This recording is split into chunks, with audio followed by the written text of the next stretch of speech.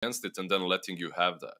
So what Black said, I completely agree with. If you want to be a consistent top 3 team, you need to consistently play the meta well. Let's put it that way. Like, you need to have the meta in your hands, in your fingers. Heroes that like Raid King PAs, all these normal stuff, and then if necessary, you can pull out some Bloodseekers, Tinkers, and everything else.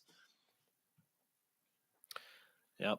As you say, it's about finding the balance, which RNG have struggled to do, but something which LGD have mastered for a long time. And as you mentioned as well, versatility comes into it a lot for LGD. Those scary picks which they can pull out, I think, is one of the things which make this team truly horrifying to play against. I mean, especially the Tinker, right? Like, I'm going to say Tinker, I think, is something which teams have horrible nightmares about. Yeah. Especially, I mean, I do think in the league they experimented a little bit. I don't think in this final here they will pick like a Tinker first phase. Maybe second phase, like as a 4th pick or something. But first phasing Tinker is really like a power statement, that I don't think we're gonna see again here. It's just so abusable. And I think they even lost that game, right? In the regional leagues where they first picked that Tinker.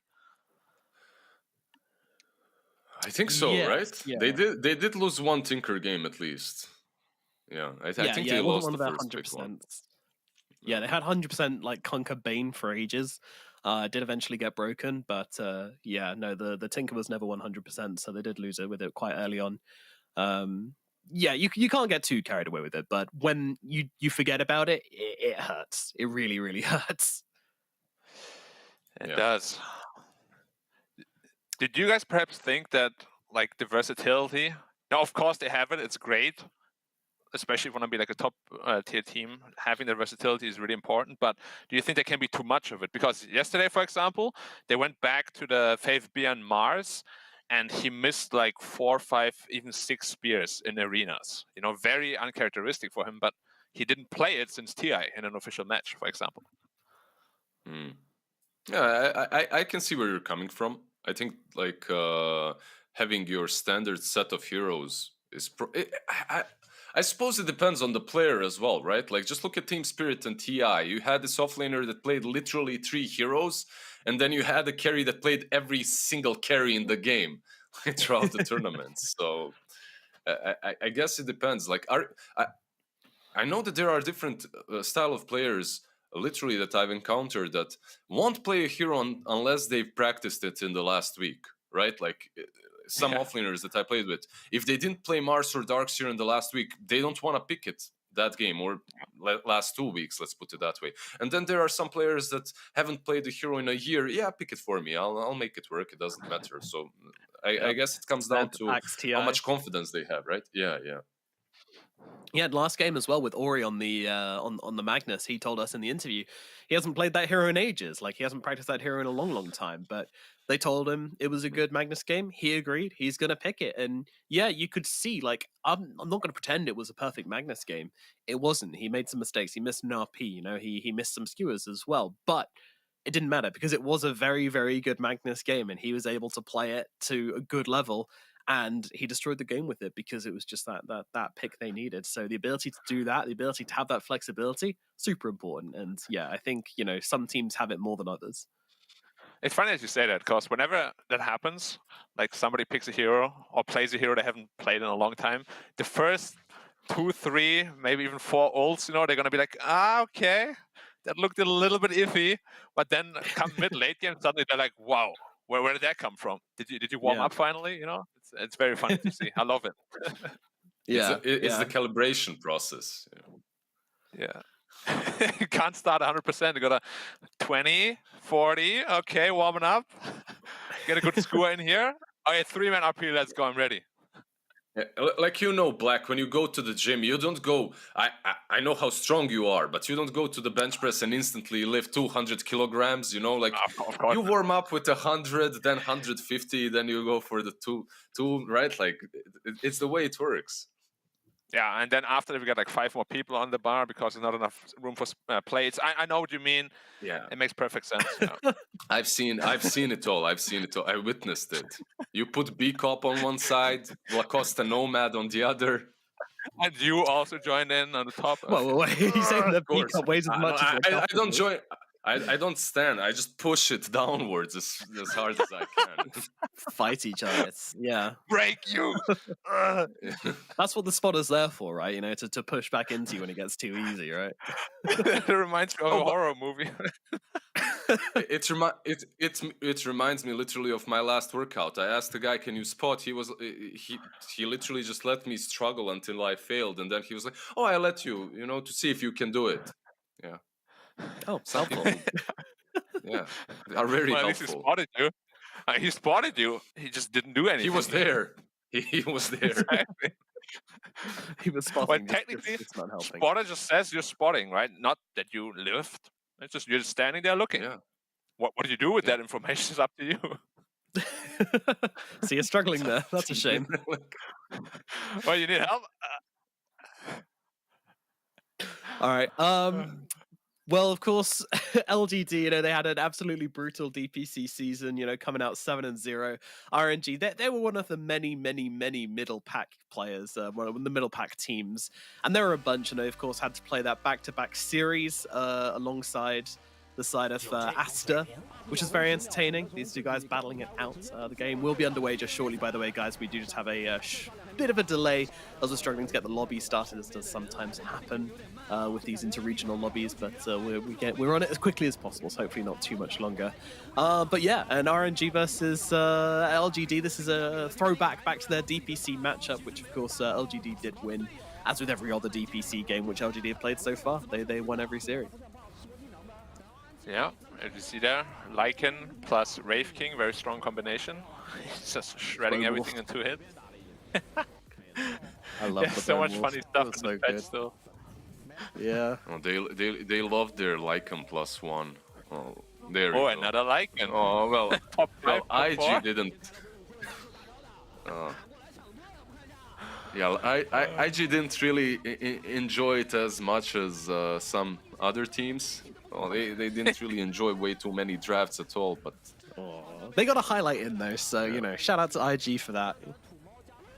yeah, Might be I hope might they be headed bounce down to a back. lower bracket, but yeah. Hopefully season 3 they will be back. And Div 1.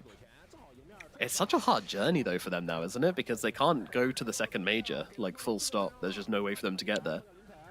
Yeah, to get to TI via points, they would have to perform super well in the third. Well, first they have to get to the third again, then perform really well in the third, and perform really well at the major. Because of course the majors, they are scaling in points, so the third one is going to be the most important one, which is good for them.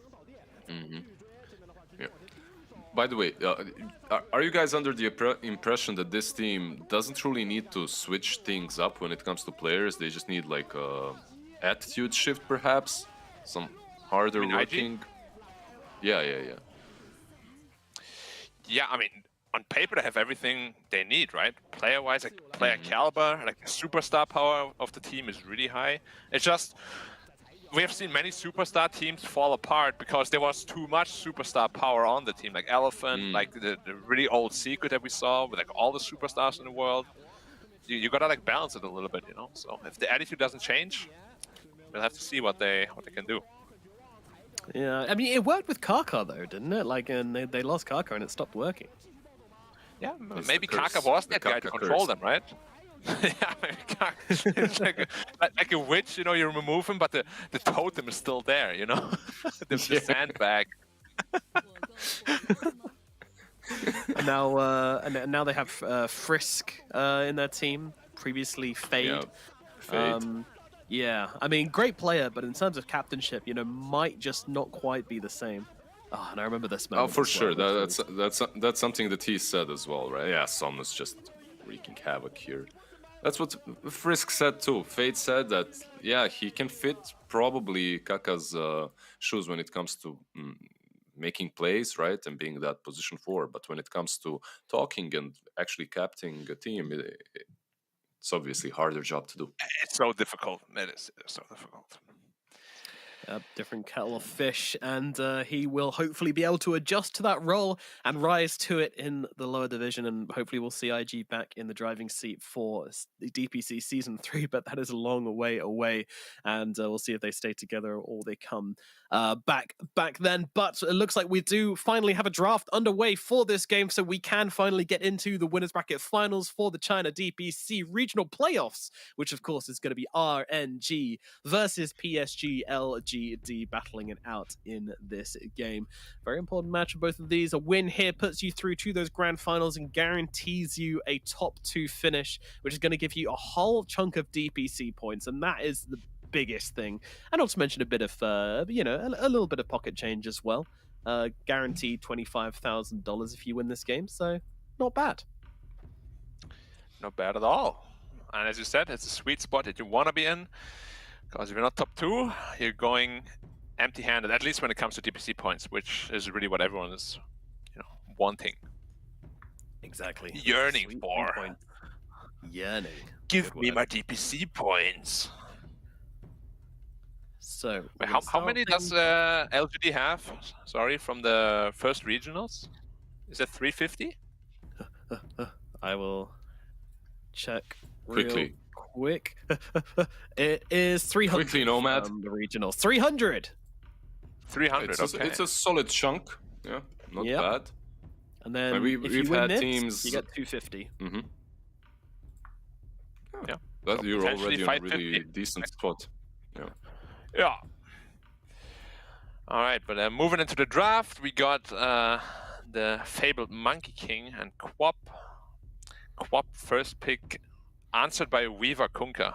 Not the most usual answer to a Quap, but it can work. Kunkka X-Mark is pretty good. And then I also picked Monkey King, which there is an option to just lane the Monkey King against the Kunkka, right? Which is very strong. Mm-hmm. Now, do you think we're gonna see that? And then you just pick this Queen of Pain on the safe lane or something, or off lane even if you want to. It's an option, right? Yeah, it could work because the Kunkka Monkey matchup can be really hard for Kunkka. Like if any support rotates in for the Monkey King, Kunkka can just chain feed and you have no game. Yeah, but don't you think it's the same other way around? Like once Kunkka hits that 6 as Monkey, you don't feel safe in the lane at all. Or even before, X marks the spot and one rotation, you're gone. Yeah, especially with a Weaver, he just throws the bugs on you. You're like, okay, minus 20 armor. Yep. Nothing wrong with that hero. Like, Weaver definitely won't be nerfed. Absolutely nothing wrong. Definitely not the most picked and banned hero of the DPC in any capacity. No, it's fine. Wouldn't make any sense either. It's so underpowered. Doesn't need boot for the entire game. Just rushes Vessel every game. Yeah, I think they need to buff Vessel and Weaver a little bit. Like, those are the two things that I'm looking forward, really. What would you buff on on Weaver? And Tsukushi's downtime is a bit too high, right? Yeah. Like, it has to be like maximum 3 seconds of downtime. 4 seconds duration, 4 second cooldown. Yeah, exactly. 4.5. Let's not push it that hard. Okay, sorry. We don't want to make it imbalanced. God forbid Weaver got imbalanced. That would be a horrible situation to be in. But yeah, LGD also grabbing their Kunkka as well. A hero they are so confident with, like an 84% win rate on this hero over the past few months, and yeah, I mean they just dominate with this guy. They make it look so good. Yeah, and very versatile too in their hands, right? Plays as carry, plays as mid. Has Faith Bjorn played it? I don't think so.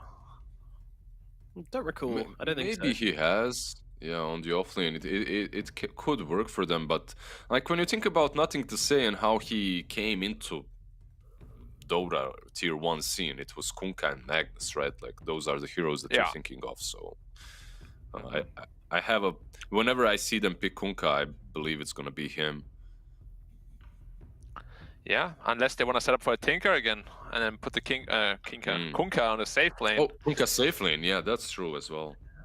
Yeah, against Titan, that's pretty good. Who has last pick here? Okay, it's not LGD, so they would have to show their hand pretty much now what they want to do. I wonder if Jinky wants to get in one final Techies game before it gets reworked. One last ride. I don't think one last ride. I don't know if this is the place, right? Like they won't even pick it during the DPC. So yeah, maybe when your points are on the table, like you don't really want to risk it that much. Just a quick prediction off topic. Go for it. It's going. Have you played Heroes of Newerth, Nomad? I know Lizard hasn't. No, I haven't. Okay, so I think everybody that knows it, I think he's going to be like Bombardier from Heroes of Newerth. Okay, everybody that knows, they will be like, wow, that's amazing. Everybody that doesn't know Heroes of Newerth, just ignore this message. Thank you. Okay, thank you for that, Black. But yeah, I think Jinky's been like, you know, in every interview, he's always like, oh yeah, we'll definitely play Techies if it's a good Techies game. Yeah, 100%. We're gonna pick Techies, guys. Never forget. And they just want to instill that fear into their enemies, don't they? Like they're never gonna pick it. Oh, that's pretty solid. They're going super serious mode. Yep. They want to take this one home. That's for sure. Wow, what a combo. And PA is on the rise again now. Like suddenly in this meta, PA is evolving into one of the best carriers in this region, at least. Like all teams are starting to favor it. It's so strong, actually. But she was picked for a bit, and then she kind of fell off for a little while, and now she is resurrected. Why did she actually fall once off again? Do you remember why? I can't remember why. Same, yeah. I guess it's just that cycle. She gets banned out a little bit. People stop playing her, and then they forget. They start picking different heroes. I guess some raid kings and whatnot, which are also pretty damn strong at the moment. But yeah, PA is perfect for this game. You get that break later on as well. Grimstroke plus PA is a solid lane. You get minus armor from the Weaver. From the boat from Kunkka also buffs you up. So a lot of decent things. Snapfire, huh? So it's probably gonna just be a snap tight. Oh wait, is it a monkey carry? Doesn't strike me as a God King special. Yeah, but snap tide is the lane that you want, right? Like it's pretty solid. Yeah, I like it. Unless it's snap monkey, which can be. I just don't like monkey king carry. I gotta be honest. And if it's not monkey king carry, that means it would have to be monkey king 5 or 4. Which is fine. Yeah, PSG.LGD thinks the same way you do. You can see they're banning out the Bloodseeker, the Morphling, so they're expecting a carry pick last. And it could be Monkey 4 with Tide, Snap 5, and then they last pick a God King hero, I suppose. That's also an option. Yeah, we've also seen some Tide 5, right? Yeah, that's true as well. Yeah. Tide 5, yeah. What were you surprised about? Sorry. As a direct answer to the PA when it came out, and going for the Snapfire instead. I think I would have liked that. I mean, it's something which RNG obviously love. God King loves it, and yeah, your head being ruptured as PA. It sucks. You just have to sit there. Yeah, but the success of God King's Bloodseeker has been really underwhelming on this RNG team. So they're probably just gonna stay away from it for a while at least. Just like a mental thing. True. We can't win with this hero. We get it, bro. It's cool. We get it. You win your pubs with Bloodseeker. It's fine, man. Let's just play some Raid King. Your Battlefield Bloodseeker and pubs, really good, man. It doesn't work here. All right, let's see it. Final pickup from PSG.LGD. They're gonna throw a curveball, right? They always like to throw in a little bit of spice at the end of their draft. Yeah, could be offlane Kunkka. Could be. The mid puck. Let's go. Yeah, it's not that exciting. Looks pretty solid, honestly. Well, it would be good. Wouldn't be that bad at all. Yeah. Or Visage. I'm on board for Visage too. I love that hero on Faith Beyond. Faith Beyond Visage. And Visage Weaver lane. Yeah. I like it. Let's go. Because you reduce the attack speed, right? So you can't really kill the Weaver bugs. Sounds really strong on paper. You have the familiars and the bug on top of you. It's nightmare fuel right there. I do like Tide versus him though. Like one anchor smash and the birds are literally dealing 0 damage. Just micro. They just get to they get this thing that's good versus Tide as well, right? Like you get this nice long disable. Later on, you get some heal for the PL, for the PA, that is. Yeah, they have so many good tools now to protect his PA. Potentially, Weaver Axe if he goes for that. They have Kunkka Boat, they have Grimstroke Shard with the Heartless spell, they have Leash Commander. It's a lot of PA protection. Usually people go in a different way. Like when you're playing PA, it's like you're playing Overwatch. You just buffer up and hope that she kills everything before they kill you. But here, PSG.LGD is the name of the custom game Overwatch? No, Overthrow. But, yeah. Now they're now they're going more into Overwatch is something else entirely. But this is a really good pick from them, though. Ooh. So it does make Monkey the carry, but Shadow Demon looks pretty solid here. Like your disruption messes really with everything PSG.LGD have got. Wait, do you think LGD kind of baited themselves? Like that they were so convinced that Monkey is not the carry? Because Monkey carry destroys Legion Command on lane. Yeah, maybe. They 500 it a bit too much, and now they're in a bit of a situation. But I like what RNG are throwing down for this first game, honestly. Chalice type hunter, always a treat. I mean, I like it, but I still feel like this PA. How are they gonna stop this PA? Like he has so many buffs in the mid game. Like if PA doesn't get stopped in the early laning phase, he gets like a minute 12, 13 Battle Fury. I don't see RNG winning this game. I'm gonna be completely honest. Yeah. The only problem that I do see is that it's all on the PA. Like you said, Legion Commander is not gonna have the greatest time. Your Kunkka, he'll make some rotations, but he's coupled with Grimstroke and Weaver. I still feel that RNG have maybe got perhaps a little bit better of a draft, but PSG.LGD, it's so hard to go against them. Chalice with the Tide Hunter as well, like no Ravage Chalice. Someone you throw a dagger at him, fucking Ravage, man. Like I don't care. Literally auto-cast Ravage Chalice. I love it. Yeah, that's my favorite. I mean, Black, I want to ask you the question. You're saying, what's their chance of the PA? Is Shadow Demon not kind of like the ultimate anti-carry in that regard, though? Yeah, if he gets a decent game, but like by that time, which is like probably minute 25, or maybe even later if he doesn't get the Philosopher's Stone, it could be a little bit too late already. They get this second Roshan timing on the PA, and it might be GG. But it's like super late game, I do think RNG have this game. Okay. So they have more options, they have more outs on the side of RNG, but of course LGD, as always, we can see a clear avenue to victory. Which way is it going to go? Who's going to end up in the grand finals? And who's going to take this game number one? Let's find out with the first match in this winners bracket final between RNG and PSG.LGD here in the China DPC regional final playoffs. I am very excited for this one. I think this is looking like it's going to be a great game. How do we think the mid's going to go? What do you think, Lizard? I think it's probably a little bit Quap favored, right? 6-4-ish. Yeah, probably. I feel like Kunkka is okay there as well, though, right? Like he's just gonna go jungle worst case.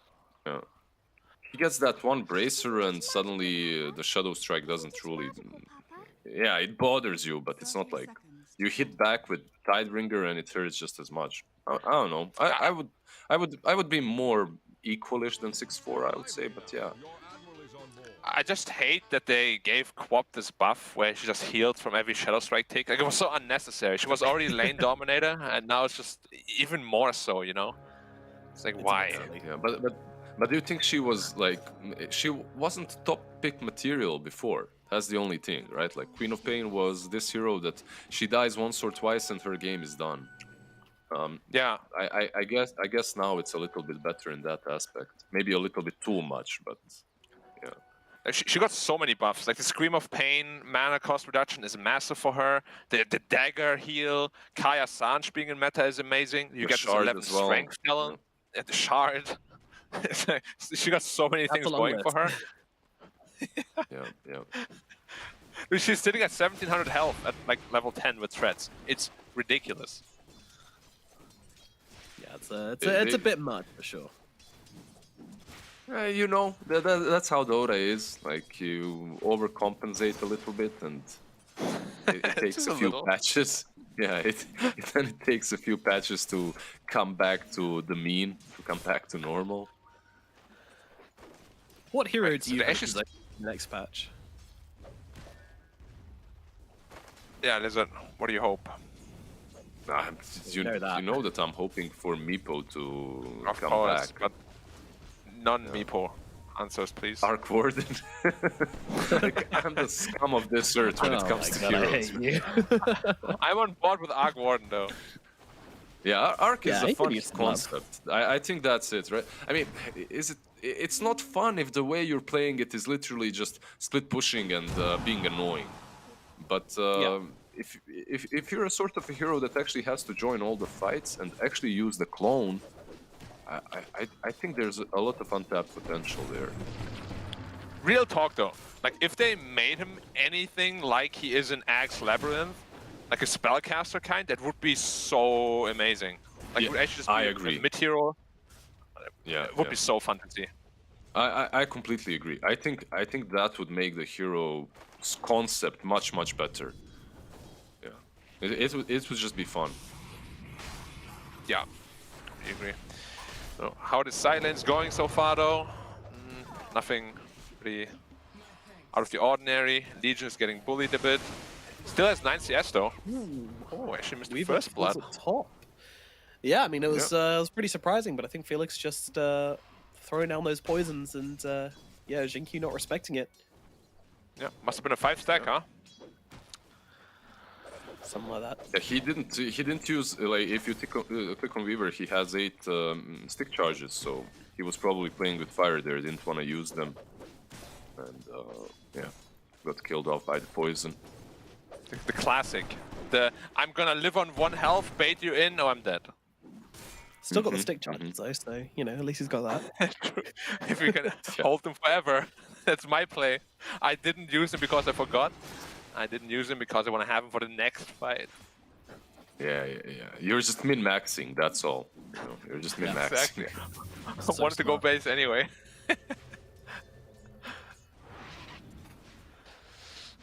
I'm going to say being back to base, filling up that bottle. Yep, another. I don't know, this mechanic. I hate that Conqueror and Ember can just do this. It's so annoying. Yeah, It's fair though in this matchup. Like Quap is not fair. Yep. So, like, sure. At least this he gets matchup, I'll give something, it- right? Yeah. But he's still getting bullied. Did you ever see a lane that has better value for sticks than top lane? Like PA, Tidehunter, Shadow Demon. It's like Maybe if it was like a Big Bristol city. and SD. yeah. With a bristle, it would be probably a bit better, but it's Yeah, pretty but solid. it's a close second, I think. Yeah. Yeah, Tide's still Everyone very just buying good. wands instantly on top lane, like. And not. Yeah, Faith Beyond is actually doing surprisingly well. Only 2 CS behind the Monkey King. And it's just gonna get harder though, right? As the levels go up, Monkey King gets stronger. It should become pretty easy. Ooh. Sitting at 80 why health he's right now, I want to doing be careful. Yeah, just balancing on the precipice of death. No worries. Normal God King things. I mean, is there anyone who can just completely take over this game if they have a really good laning phase? Not necessarily. Like, do you think that the Queen of Pain, I guess, can make most plays after the laning stage, right? But Yeah, Right. it's both the mid laners, right? Quap or Kunkka, like they're really the only ones that can move comfortably and efficiently. you don't really have like in this particular game, you don't have these extreme like snowbally playmakers. Just the Quap and the Kunkka. The side lanes are a bit more stable. mid lane. Wait for the cooldown music. X marks. They've got the boat coming down as well. Is it going to be enough damage to bring down Somnus? I don't think. Oh, it is! Oh my goodness. Xingqiu comes in and gives them the extra little bit of squeeze of damage they need to. Sumner thought he was going for a really cute play, but why also trouble? Bottom. Yeah, they've got out the Jingu. The damage is there. That's going to be Innocence going down. Can they get the return kill? I don't think so. Faith Bian just does not have the damage on this Legion Commander. Yeah, I actually really like what happened mid lane. Like Somnus he dodged the Tidebringer with a blink, but then he's like, oh, I don't have blink now, so nothing to say. It's like, all right, you're dead. Classic. Yeah, the classic. Yeah, There's going for 4 cute plays. heroes. Oh wait, double couriers at bottom. Double couriers at bottom. Oh my god, X Nova. He gets 2 couriers. That's ridiculous. That is absolutely silly. Oh, he doesn't get the bouncer in there. He jump over, but there's Legion waiting on the bot. No, no, he's just gonna Oh TP. my god, he just baited him so hard. He's like, what Right, Legion's you are want coming? some All of right. Yeah, just get the kill on the Q. Easy peasy. Yeah, I'm gonna cookie over the cliff. Nope. Just kidding. Bye. Yeah. Yeah. Easy Sonic Wave kill. More than half health of the Weaver is gone. Why does it do 350 pure damage, man? It's insane. It hurts. It used to be magic damage. Remember that time, guys? Yeah, do you need the Ags to turn into pure before? Yeah, you did. The old Lena treatment. Good old, Okay, good so- old times. PA actually went for an AWP of Corrosion, but they're still losing the top lane. So effectively, that's 1,000 gold down the drain. That is, And there's a not rotation spent as well towards Battle happening. Fury. Yeah. Oh, that is very scary. Like if he dies here now, while already delaying his Battle Fury by 1,000 gold, like his game could be too slow for them to even get into a good mid game. Why go for it though? Like, is he expecting to join the fights earlier? Oh, nice TP. Maybe he'll. Oh, Nah. they caught him. Nice enough. That sucks. That sucks. Army trying to turn it around onto Felix here, but I don't think he's got the damage to bring him down, and even if he does, he's dead all the same. That is just on the whisker of the end of that TP, but yeah, Arme dead. God King still be able to survive down at bottom, so that's a pretty big deal for the side of RNG. Worst He case did scenario. make him move a bit. Yeah. But yeah, to answer your question, is I really don't know why I would go for upper corrosion here. You only go in lanes where you can really kill, right? But you have a Right, Weaver yeah. there, you already lose the lane. I'm not sure. It's a lot of gold. I'm just expecting him. Like, look, he's still queuing up the Battle Fury. It's still the same build. I'm thinking, okay, if you get that corrosion, you need to dominate the lane at least. And versus Tide, you can't even expect to do that. Like, I'm not sure. Mid lane? Meanwhile, X Nova takes a fall, gets himself boated up, and yeah, just trying to defend the tower. Doesn't work out too well, unfortunately. Yeah, Quap got wave of cooldown again, so probably looking for another play. And honestly, the way this game is going is very good for RNG because they need a lot of farm funneled to the PA, and she's at the bottom of the course right now. Yeah. Do you guys think this is going to be another one of those Zinq carry mode games? He's already rotating top. He's actually queuing up an Orchid. Always is, always is. I've never seen him play Weaver and not be the greediest man in the game. Yeah, like they've been giving him a lot of space already. Like he's been farming mid, defending mid. Defending, yeah. Now he's on top lane. Yeah. And defending top lane. Yeah, like it's so dangerous here on top lane. Like needs. Yeah, don't worry, guys. All these creeps are coming in, you know, making the lane super dangerous. Big fight breaking out here in the jungle, though, as I'll take down in this sense. And there's going to be the disruption to ruin the duel once again, but it doesn't matter. They still get the win. Faith Beyond going to grab that extra bit of bonus damage. Well, someone's coming in on the side looking for Arme. Sonic Wave comes through to the damage to bring down Arme. I think they do. No way out for the Phantom Assassin, and the carry of LGD will fall again. Yeah, it's but pretty after bad the- news.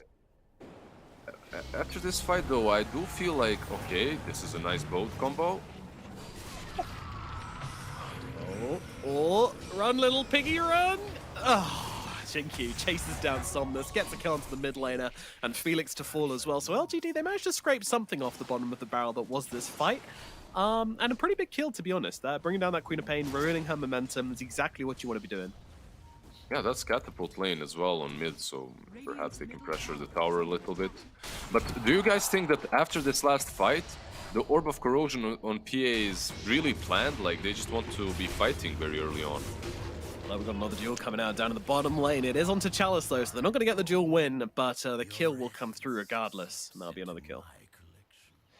Yeah, opening up the map a little bit, potentially even getting into that tower. But like, would the Orb of Corrosion really matter that much? Because if you don't have it, you're probably still gonna get these kills, right? And you're still gonna miss the kills that you're missing anyways. That's it. Yeah, I don't know. We'll have to see. Like, maybe it works out and we'll be like, wow, Arma, you're a genius all along. But now it's minute 11, and he is literally the entire, like, all 4 components away from his battlefield. The lowest core in the game. Even the Legion Commander is above him. Yeah, Chalice is the piece back bottom again. Has to be a little careful. Ravage up in 40. It's a long time. Might just die again, honestly. The Beatles, you can't stop them. They have duel once again. They do have the duel. Will they get the win? Damage coming through. It's not quite enough to get the duel win, but the kill will sort of... Oh, I say that. Felix does come in with a fairly cute disruption, but doesn't make a difference. Still goes down. Meanwhile, a fight going on the sidelines. Somnus is low. Somnus blinks away, but straight into the arms of Faith Beyond, but Faith Beyond just doesn't have the damage to bring him down. The little piggy on the run. Jinkyu actually gets killed by Somnus. Tries to go in for the last hit, but ends up dying, but they will get Somnus. They get Felix as well. LGD looking for more as they find X-Nova under the tower. Faith Beyond coming through, and with that X-Well, they will bring down yet another 4 heroes down on the bottom side here. RNG just piling bodies onto the bottom lane to defend it. They got 4 heroes, but they did lose PA once again. Like, he was one of the first heroes to fall in that whole team fight, even before the Tidehunter. Yeah, got no experience, no gold from that. It's not looking too good for Arme. Well, in the meanwhile, Monkey's just farming away. Like, taking this bottom fight though, as RNG, you know that your Monkey doesn't have a TP, right? That's a pretty big mistake, I think. True. I mean, why does PA keep turning up to every single one of these engagements? Does Arme have a choice? I don't know. He should just be focusing on farming. Oh. Maybe he like wanted just to get a couple of kills, you know? That's the thing. You invest into this Orb of Corrosion, your mindset immediately is like, I want to fight, and just get some kills to make this worth it. But yeah. But God King has one too, and he's not doing that. It could be also something that they saw by studying RNG. Like, okay, these guys are never bringing full forces to these fights. Let's bring our carry, perhaps make a numerical advantage. But I'm really just stretching it here. I don't know. So far, it definitely didn't work out for the PA. Interesting. What timing are we looking at? 20, like 16 minutes at this point? Or in a duel on a Monkey? Yeah, I mean, they have the lockdown, which should get them the kill. Oh no, in comes Felix with the disruption. This could change everything. Chalice coming up as well. He's got the Ravage. He's going to drop it. The boat comes on down, but Somnus with the double brings down both Faith Beyond and Jinkyu. Innocent's going to follow them to the grave. Oh my goodness. RNG cleaning up. I mean, running a bunch of heroes so with the difficult. Ravage. Yeah. Do you think that's Black? Do you think if you're the Legion there, do you duel next to the tier 1 when there's Ravage and Shadow Demon? I mean, like what I see right now from LGD is like there's a lot of forced things happening. Like Arm is forcing himself a lot. They only dueled there because they were smoking up there, and they're like, we gotta get this kill somehow. We smoked here for the Monkey, and he's super tanky. He's a Monkey King. He's sitting at like 17 armor. And it's just everything is going wrong for LGD. They don't have damage, honestly. Like, you duel, and then who kills? You don't have a Skywrath or Lina or anything like that. Yeah, you don't have this mid laner that really brings a ton of damage. Not at the moment, at least. Like, Konka isn't that hero. Yeah, I've seen Legion yesterday as well. Like, every time Legion doesn't have a great lane, the hero just becomes kind of like a blink and press the attack bot. Doesn't do a whole lot. I'm not the biggest fan of the hero, gotta admit. And LGD is in trouble now. I wanted to ask, because we have seen a lot of Legion commanders go for the armlet. Faith Beyond going for the Blink Dagger. What do you think the decision-making is there? They don't really, like, when you look at this draft of theirs, they don't really have a lot of reliable catch. You have X marks the spot and that's it. So I guess getting that Blink Dagger at least allows you to engage properly. You have Inkswell on yourself, you jump in, you duel someone, and hopefully Shadow Demon is controlled or far enough for you to get the kill. So far, however, like, Felix has been on point. Like, he's been saving every single duel target by using that disruption. Also, look what Shadow Demon has queued up, guys. He's going instantly into the Ag Scepter. He doesn't even go for the Etherlens. Oh my god. Chad, I like it. I mean, he also recognizes it, right? PA is literally the only damage I have in the mid game. It's going to be so tough to win without the PA's damage from those crits. Are we going to see some PSG.LGD magic now? Like, there's a BKB on Kunkka. Are they going to just make it happen? Oh, I don't doubt Well, it. Nope. We actually have the duel coming down. That's a big target. They managed to find the Shadow Demon. That's what they want. But the Ravage comes through, landing onto everybody. It's really going to mess them up. Disruption onto himself, keeping the Shadow Demon alive yet longer. But the cleave from Nothing to Say finishes the job. Now they look for some bigger target. Oh no, Monkey King jumps in directly into the torrent. But Somnus is here, trying to chase down Nothing to Say. Can they catch themselves a target? I don't think they can. A big fight ends up in just 2 supports dead. Pretty anticlimactic. Well, a small win, I would say, for PSG.LGD. They didn't waste the BKB charge on Kunkka. They also did bait out that long cooldown Ravage. Autocast Ravage Chalice. It was a good Ravage, though, like 100%. Completely broke the fight in half in RNG's favor. no, 5 man. Oh, thank you. Ooh, beautiful little cookie. That is how you do it. He has Yeah, Orchid well completed, played. though, now. Mid lane. Weaver, oh my goodness. Nothing to say. Popping that BKB charge here just to get out of this sticky situation he's got himself into. Chalice still just kind of running at him threateningly. Yeah. I mean, Faith Bjorn is really just waiting for an opportunity to get something done. It's so hard for him. He had so many duels, but all narrowly didn't win. And I was just sitting at 10 damage instead of like what it could have been like 50 or 60. Yeah. If you click on him as well now, do you see what he's queuing up? Just a medallion next. Yeah, he's perhaps going a Solar Crest. Yeah. That's kind of sad, but I guess you adapt to the game, not the game you want to play. Meanwhile, Legion Commander getting beleaguered over on the right-hand side here and is killed off by God King. But Felix is also going to go down as well, so a trade, but definitely not a good trade for LGD. I feel like that might be a decent answer to the whole duel problem, but it just comes way too late. You get this Orchid to... Orchid, well, the Queen of Pain is a great target, but Shadow Demon is the best, right? Like, if you can get on top of him while Legion is dueling someone, like, you can prevent him from saving that target, which is pretty neat, but Legion is suffering right now. Yeah, I'm not sure anyone really needs saving from Legion. It's kind of sad. Mid lane, the Orchid reveal from Jinkyu on the Snapfire. It is. It is. Pretty simple, huh? 2 supports, easy kill. Like, Orchid did so much damage anyways. PA finally has that Battle Fury at least, so he can start scaling towards his BKB. But yeah, literally everybody is just building support items for the PA. Kunkka going straight into the AC. Going, Shard on the Legion. Sorry, Weaver, I mean Kunkka. Like, everybody's just going pure PA, you deal all the damage, we'll make sure you don't die. Yeah. No, I meant... You're playing versus a Shadow Demon, right, Nomad? Like, you were talking about this as well. Yeah, it's a little concerning. They have to deal with that, but, you know, they do have 2 things to deal with the Shadow Demon. They've got the Weaver and the Legion Commander. They have one job between the 2 of them, and that is to throw Felix in the bin and make sure he stays in there. He just found a Philosopher's Stone on Shadow Demon 2. Oh my god. That's so important for him. You literally mentioned that in the drafting phase.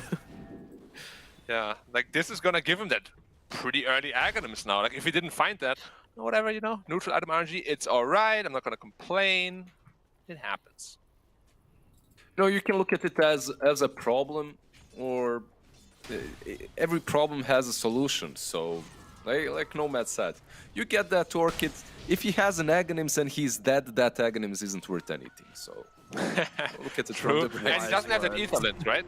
So positioning is going to be actually quite hard without that Ether Lens against that Weaver that can just run in.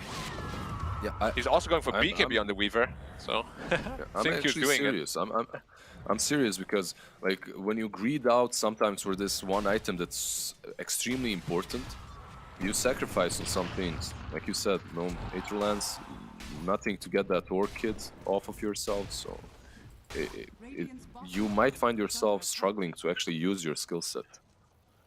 Yeah, Yeah. Felix is putting Agreed. himself in the position here where he has to be so well positioned in these fights. He has to basically outplay them with nothing but the clicks on the map, because your items aren't going to help you out when it comes to avoiding this Weaver and this Legion Commander. And now they're looking for some aggression here. RNG trying to set up onto Innocence, but nice little save from the Legion Commander shard. Going to buy him at least a little bit more time. But of course, Chalice, once he's found his target, he just doesn't stop waddling. The man is persistent. But elsewhere, Xinqiu's actually been brought down by Somnus on the side. Nice pickup from the Queen of Pain there, just to find that backline to pick off. That's exactly what LGD want here. And now they're going to find a second. Somnus, he is making some magic happen. I mean, I feel like Chalice is just like the big look at me watermelon in the middle, whilst Somnus is actually finding the real pickoffs.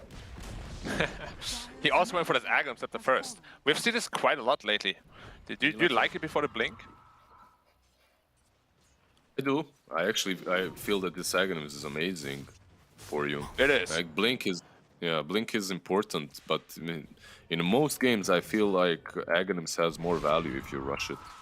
Like, you lack that initiating aspect of the hero, but you get there eventually. It helps you scale so much into the game, right? Like you never fall off with this item build, basically.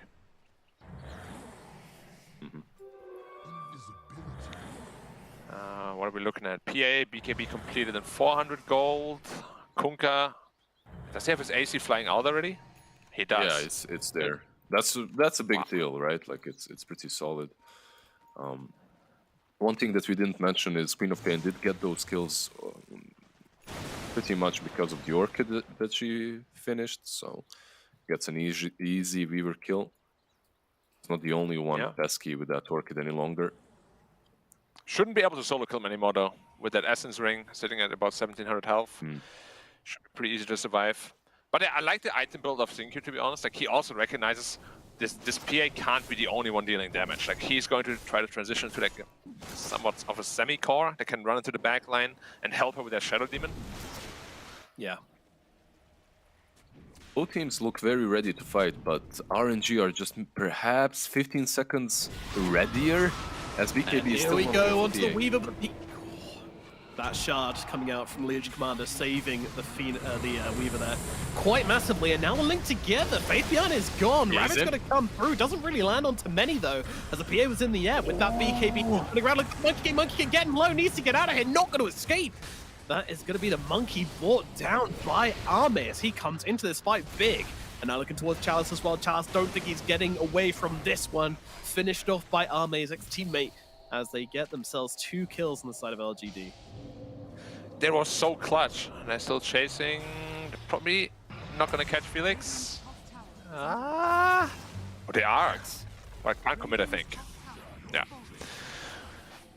This fight would have gone completely the opposite way if that Inkswell didn't stun Monkey King in the last millisecond. Like his Wukongs was about to come out. They were all disengaging, and then Arma was like, oh wow, you got stunned before the Wukongs came out. I'm going back in.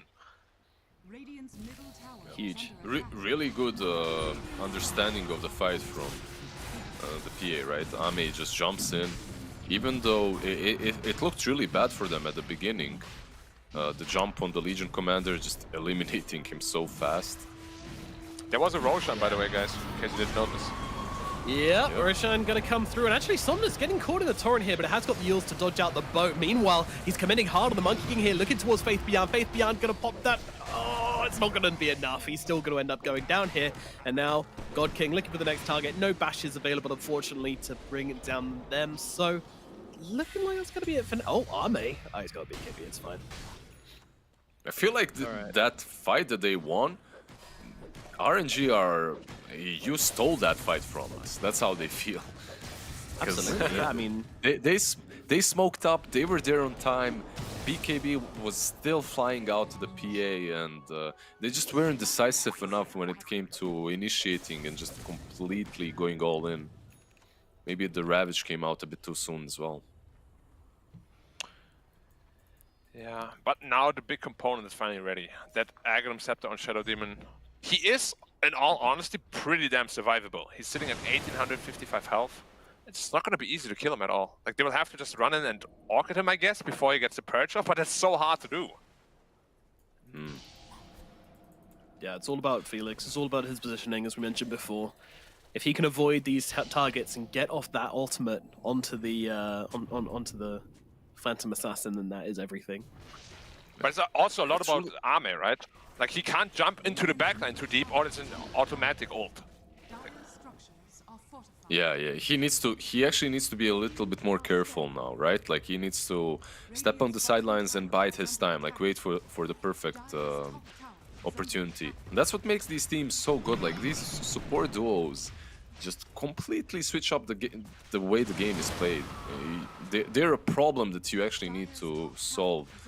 Just think about Innocence and Zinq. It's not going to be only Weaver running in with an Orchid. He's going to be Inkswelled as well. Then there's a follow-up from most likely that Phantom's Embrace too. Shadow Demon really has to be careful, but he's getting closer and closer to the Blink Dagger. Look at the itemization of Nothing to Say also. Going into Silver Edge now.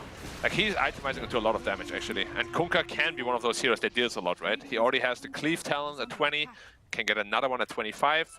So taking some burden off the PA. And we have seen in the past, if a team focuses too hard on that PA suddenly, then the Kunkka and the Weaver, they go crazy. And that 80-minute game that we spoke about previously, in that RNG game, Zinq on that Weaver had a rapier at the end and he killed everything. Yeah. That was hilarious. That's also a game. Wait, was it the one that he went for Desolator like very early on? Yeah, he did. Yeah. No shame. Like, even asked him, like, did you ask your teammates about the Desolator? No. We all agreed that's the build. Yeah. We needed another carry. Yeah. Yeah. That's what I always do. I finished my BKB on a Weaver, I'm in a 27 with an Orchid. Well, it just happens. I outfarm my offlaner. Yeah, classic. Nothing strange here. And then the poor old Faith Bian on the Legion Commander has to build the medallion for the PA.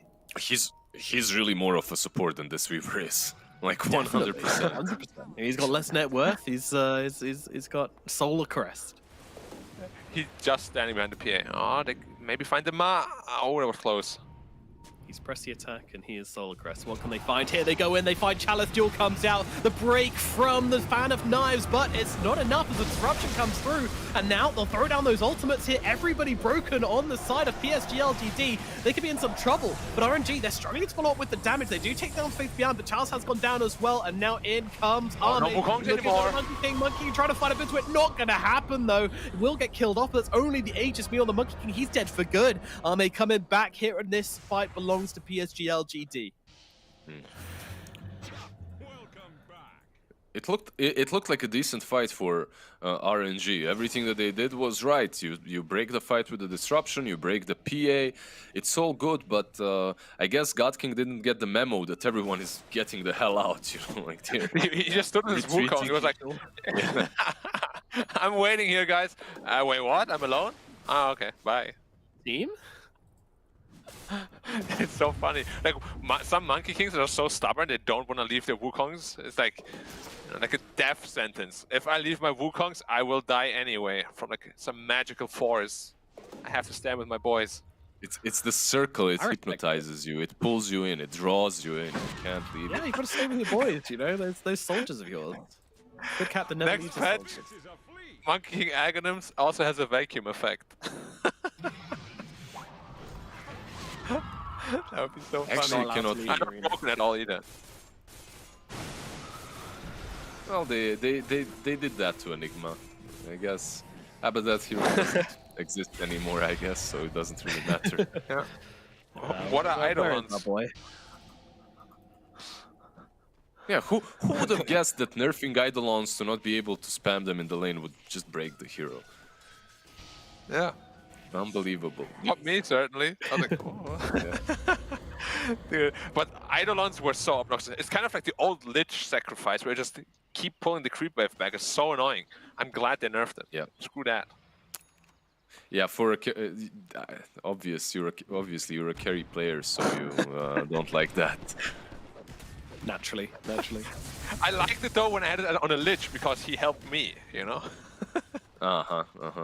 Or the mid lane as well. Remember the patch? Lich just sitting mid, eating creeps, and using Nova on the enemy mid laner.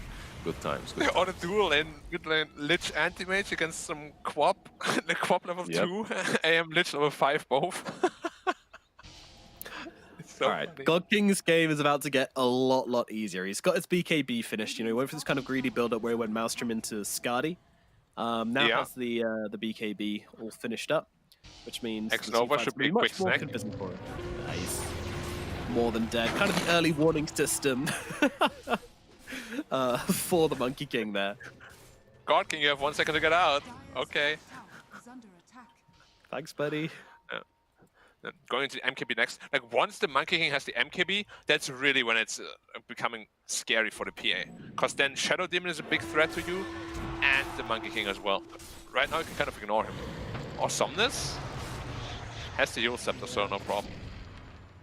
Blink into the tree line, hanging out, chilling, not leaving though. Might see if there's an opportunity here. Actually, God King, he's going for a very nice Wukong's command and backlines here. Follow up with the Ravage as well. They're going to try and take down the Conquer. They don't have the damage. Felix already gone, so no ultimates in this fight.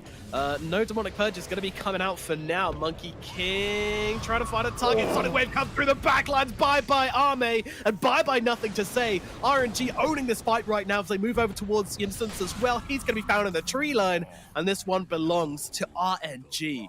My goodness. Yeah, they just weren't able to contain Somnus. Like, while you were watching that part of the fight, Somnus was literally just running next to the Legion Commander. Fate Beyond really struggled to use that duel on him. If you manage to duel him, that fight is completely different as you don't have the bonus damage from Somnus. He's queuing up a 4-staff now on Faith Beyond as well, so you weren't kidding. Yeah, like I can't reach this guy. I need it. It's like a little bit of a foreshadowing what we said earlier though, right? Like the later this game goes, the harder it gets for LGD. You can really see it in a team fight. Like it's so hard to fight into Wukong's, Quap Wave. You gotta go into Shadow Demon first. Like even finding him is a big challenge, especially with his spider legs. And then you also have the Quap Wave. Like there's too many problems at this point to deal with. Yeah, it truly feels like one of those games in which PSG.LGD need to bring out their full magic, like the PSG.LGD magic to take the fights. And everything has to be done correctly. Plus, RNG need to make like 1 or 2 mistakes. Shinky's working on it. He's working on that magic. Yeah, going it's the into Shinkyu magic indeed. He had a Hex queued up, and now he's like, nah. Glaive it is. Need more damage. And I agree. They need some more catch. That also gives you damage, and Gleipnir is probably the best choice. Roshan up in now, so this should probably be where the game is decided. Gleipnir kinda better versus Queen of Pain, right? She's queuing up the Lincolns, getting the talent as well later on. Yeah, but she's actually almost 25 now, Quap. Wow, you got so much out of that last fight. Yeah, Somnus been having a hell of a time in this game, just turning up when he's needed, honestly. Just turning up to the fights at just the right time. Some very nice Sonic Waves to finish off these heroes, which would otherwise get out. Would you always buy Aghanims now on PA Black, or do you think it's from one game to another? It's pretty situational, but I think in this game he needs it because he needs to jump in, blow a guy up, and then as soon as you see the Shadow Demon, you're gonna jump him also. So and the only way you can do that is with that Aghanim Scepter, so it makes a lot of sense here. But you can see his itemization. We said he's the only damage dealer, right? Look at his items. Axe, BKB, now Lincoln's queued up. Like, it's not a whole lot of damage. Yeah, very defensive for your only damage dealer. But remember, there's Weaver, Rinkyu, and Konka. Yeah, they might give that extra oomph. But they're going into control as well. Konka, okay, he's switching up. He had Hex queued up. Now he's queuing up. Well, he's queuing up everything, I guess. He's just switching up items. He can't really decide on his own as well.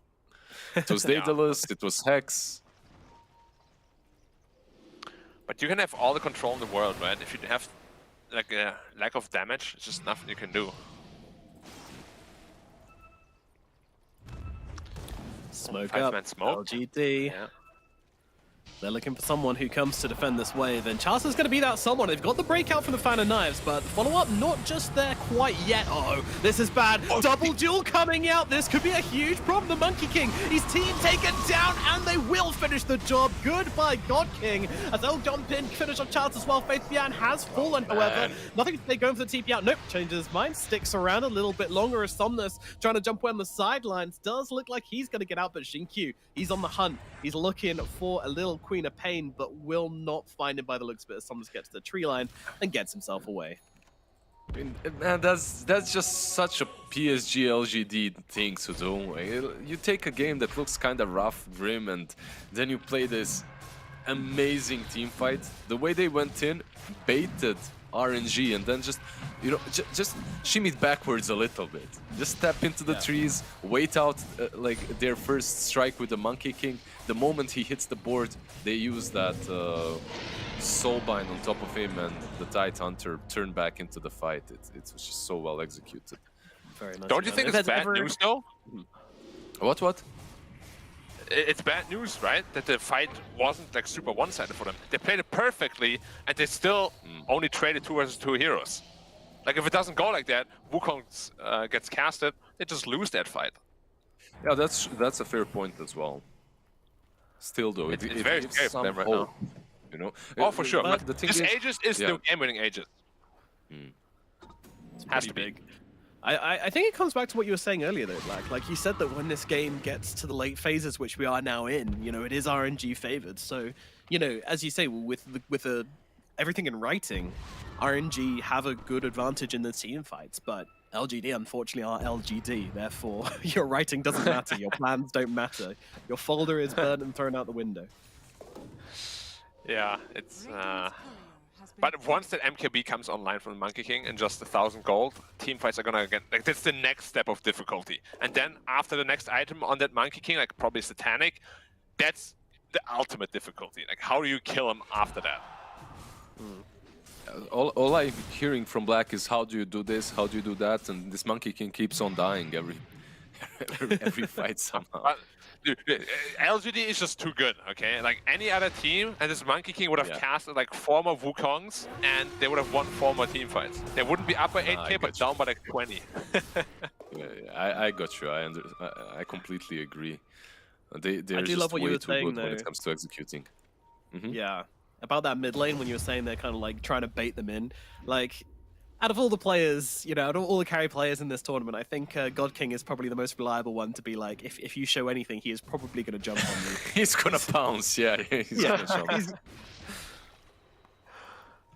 It was also because it's obvious, like PSG.LGD, they will never initiate on a Tidehunter that easily, right? Like if a Tidehunter is showing, you don't expect to blow him up. He has a ghost and this Shadow Demon behind him, so.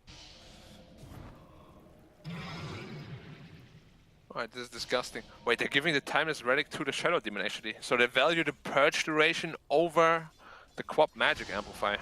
Very interesting. Very interesting. say. And the X-Nova is probably very dead. Goodbye, friend. Thanks for everything. Oh, I say that. Chalice comes in, drops a Relish, but the BKB's so damn quick out from the side of LGD. They're able to fight back into this. Felix is actually going to get chopped up by LGD. They found that key target. Another movement from the Monkey King. The duel is there. He is gone out of this one. Bye-bye, God King. Hello, LGD. 5 heroes still alive. Aegis not even used. That was. And no buyback on the Shadow Demon. But he has Or the Monkey King. Yeah. And okay, RNG. Okay, RNG. They're finding a couple of kills on the sidelines here. Faith Bian and Xinkyu lost in the trees and getting taken down here by Somnus, desperately trying to find his way back into this game as they find yet another target on the sideline. Somnus, he is doing everything he can to try and keep RNG in this game, but his time might be up. The cookie! Oh my goodness, he's got X marks on him though, so he can't run away. Has to stay and fight Oh, it. the crit. Oh. That's so unfair. He didn't deserve to be crit like that. They're still trying to fight though, and they are going to take Arme's first life eventually. Meanwhile, nothing to say. He's just chilling. I mean, he's just kind of playing his own game around the creeps here. As usual. Nothing to say. Playing around They're the going creeps, for this, right? Ah, the slow. Surely. It doesn't. Oh, they can't chase it. But I mean, a lot of time wasted, a lot of heroes killed from RNG. I don't know how Somnus keeps on doing this, but yeah, the true carry of RNG stepping up there. Man, how is this happening all the time? Like, how do they just play so well around that Wukong's command? He needs his 25 badly on Monkey King, it seems like. I don't know what it is. I don't know what you can do here. It's so difficult for this Monkey King to play this game. Like, they just all in on him every single time. But like, he always dies after the Wukong, which means that they survive a 13-second duration arena where Monkey King is literally just free to hit anybody, and they still win somehow. Yeah, it was the way Ame played as well. Again, just very good. I think he not only does he dodge the arena, he jumps on top of that Shadow Demon. He's the first one that dies. He has that Agnes, but yeah, he uses one spell pretty much and he gets destroyed. Yeah, and this axe is really paying off now, right? Like, you can just see that he's just jumping from one target to another, using this fan of knives every time. 16% max health gone. And the break as well on both the Monkey King and the Tidehunter seemed to be a huge issue for both of them in these games. Like, that's honestly been one of the biggest things I've noticed. I wanted to mention that as well with the Shard and the Aghanims. It's been very, very difficult for both of them to really fight this PA. Yeah, and now you have Satanic completed and Nullify completed also on the Kanka. So the Kanka is also hitting really hard now. What about Xingqiu? Yeah, and he's the one who doesn't seem to be taking any damage in these fights either. Xingqiu is going for a Skadi, actually. That's very peculiar. Like, all right, wants to buff up a little bit, I guess. Yep. Yeah, Legion actually went for Lincoln and Solar Crest, just all in on buffing, of course, his boy Ame. Let me Lincoln you, let me Solar Crest you, let me press you. Everyone needs a Faith Beyond in their lives. Yeah, if you have one. If you have only one line of buffs on PA, you're not satisfied at this point, right? Like, more. True. What else could they get? They could get another normal medallion. They could get a Lotus Orb. A drum. Some Yeah, auras. Faith Beyond. Step it up, bro. God forbid, buy a Vlad's. Yeah, or Helm of Overlord just goes to him. Yeah. For the Frost Ogre armor. Give him a Mjolnir. Why not? Sure. Add it to the pile. They understand. They know exactly where they are. Chalice. Scepter immediately. Whoa, Chalice is committing to this one pretty hard, but again, the BKB is out very quickly from the PA. He's got Refresher, though. Got the Refresher, yeah. Disengage, disengage. PA, BKB wasted, can't fight. Run, run, run, run. It's so important they keep this BKB ready. There was a very premature BKB. though. Yeah, okay. I mean, Ame is like, I'm just gonna stand really far back here, like 2,000 range away. Yep, can't get Ravage back here. Was it a sneaky Refresher Orb in the last fight, by the way? Because I don't recall seeing Chalice entering the last team fight with it. And I think he went back to base. Yeah, that was quite nice. Got them a couple of extra kills there for sure. Yeah, I'm gonna pull out all the tricks against LGD, and it still looks like it's not enough. I know. I don't know how they do it. Yeah. It's such a scary team, actually. Like, they just keep out-executing on these team fights, and it's just so difficult to do. It's like, at one point, you kind of count them out. You're thinking, okay, there's no way. But they're still PSG.LGD. And then they take a couple of favorable fights and suddenly the whole outlook changes completely. You just understand, yeah. Never mind. They never in doubt. Like, they had this. It kind of feels like there's 4 players playing like very normal but very, very good Dota. Oh, hold on, this could be bad. There's a duel on the high ground here. They've caught Somnus with his pants down up on this high ground. The duel is there. The damage is in. They are going to be able to bring him down. Are they? Yules and gone. Yep. Faith Beyond gets the right click and down goes. And Drosh is up. Oh no! He only died because he didn't skill the spell block. He went for the blink cooldown. That is so peculiar. Usually you go for double Lincolns, no? Especially against so many targeted spells. I think so.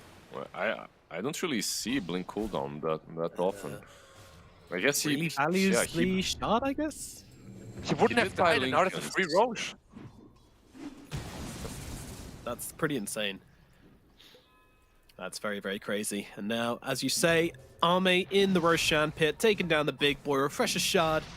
It's on the table. And For whom, RNG actually? showing no signs of I getting guess over. you would have probably liked the Aghanims, right?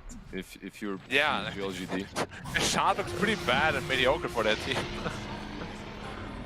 There's like no Alright. one that benefits from it super hard. What is Grimstroke actually okay? Yeah. Sure. Go on, finance, mate. I might as well, right? Yeah, there's no one better really. I guess you could give it to one of the cores to refresh their BKB or something like that. I don't know. He has Sanj and Yasha queued up now on the PA for that status resistance. Perhaps a little late. Maybe they give the shard to Lugic Commander and he just sits there dueling the Queen of Pain for however long. 16 seconds straight. Sounds like It would be such a 5-head play. You just build into an Axe Scepter and just duel her forever. just sit there.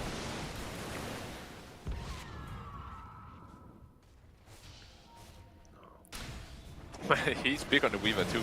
Arme jealous. committing pretty hard to this one. Does get stunned up here, but the rescue is there from the Pressy attack, and now jumping back in as they have to told by the Monkey King. He needs help. The whole team is behind him, and they could do nothing but watch him die. That is just sad. There's no other word for it. Felix gets picked off at the sidelines. The Weevil wrestles in round the side there with the BKB. They're all dying. They're buying back into this one. Somnus trying his best here to fight up into these guys, but it just doesn't seem to be enough. Second Ravage comes through. Do they have the damage to at least bring down Arme? The one doesn't look like it, as they will keep him alive. And now they turn around. The Tide is dead. Everybody's dead. 4 out on the side of RNG. How did they always do it, man? This team is insane.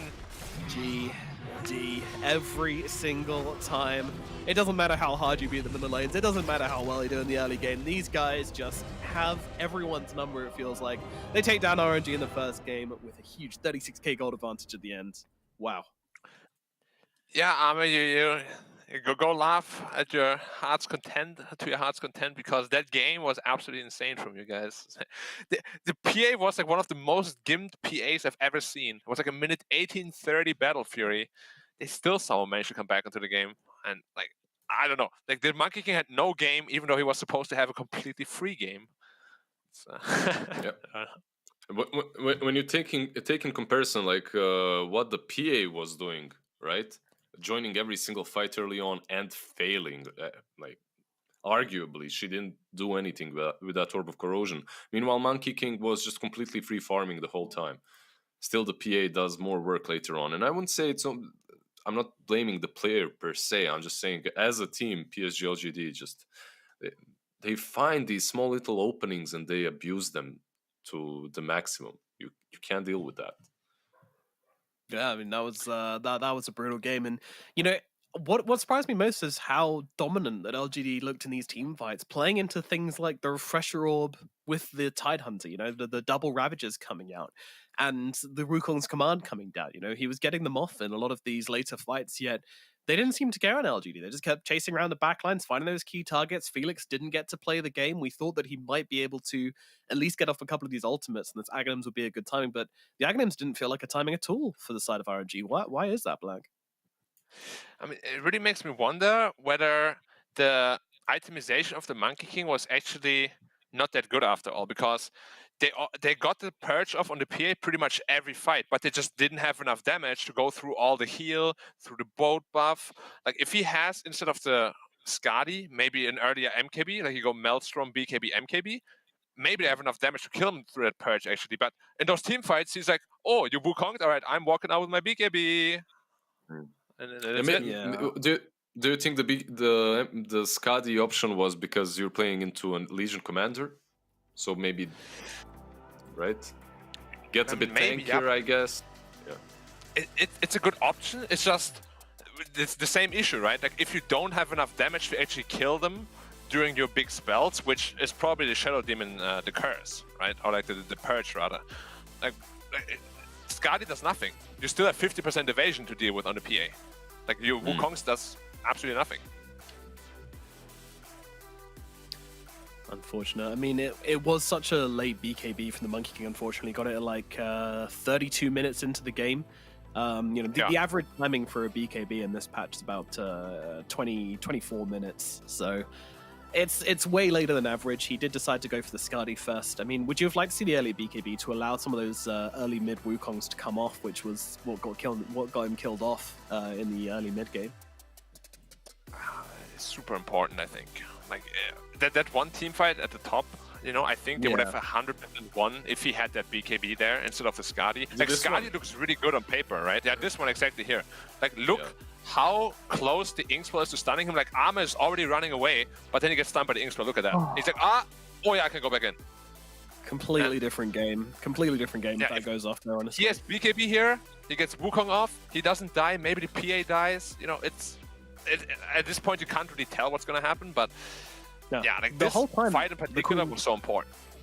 Yeah, and the whole time the Queen of Pain, she's waiting for that moment to go in, Somnus. He's got that ultimate ready, but he's got no health, so he needs that Wukong's or something to come down to give him the safety he needs to jump in and finish some heroes off, but just can't do it without that safety barrier there. I mean, what you want to do is, right, you Wukong, and then they try to disengage from the Wukong, right? That's when the Quap comes in and pushes them back in with the Sonic Wave. That's what he was waiting for, but it just never came. Yep.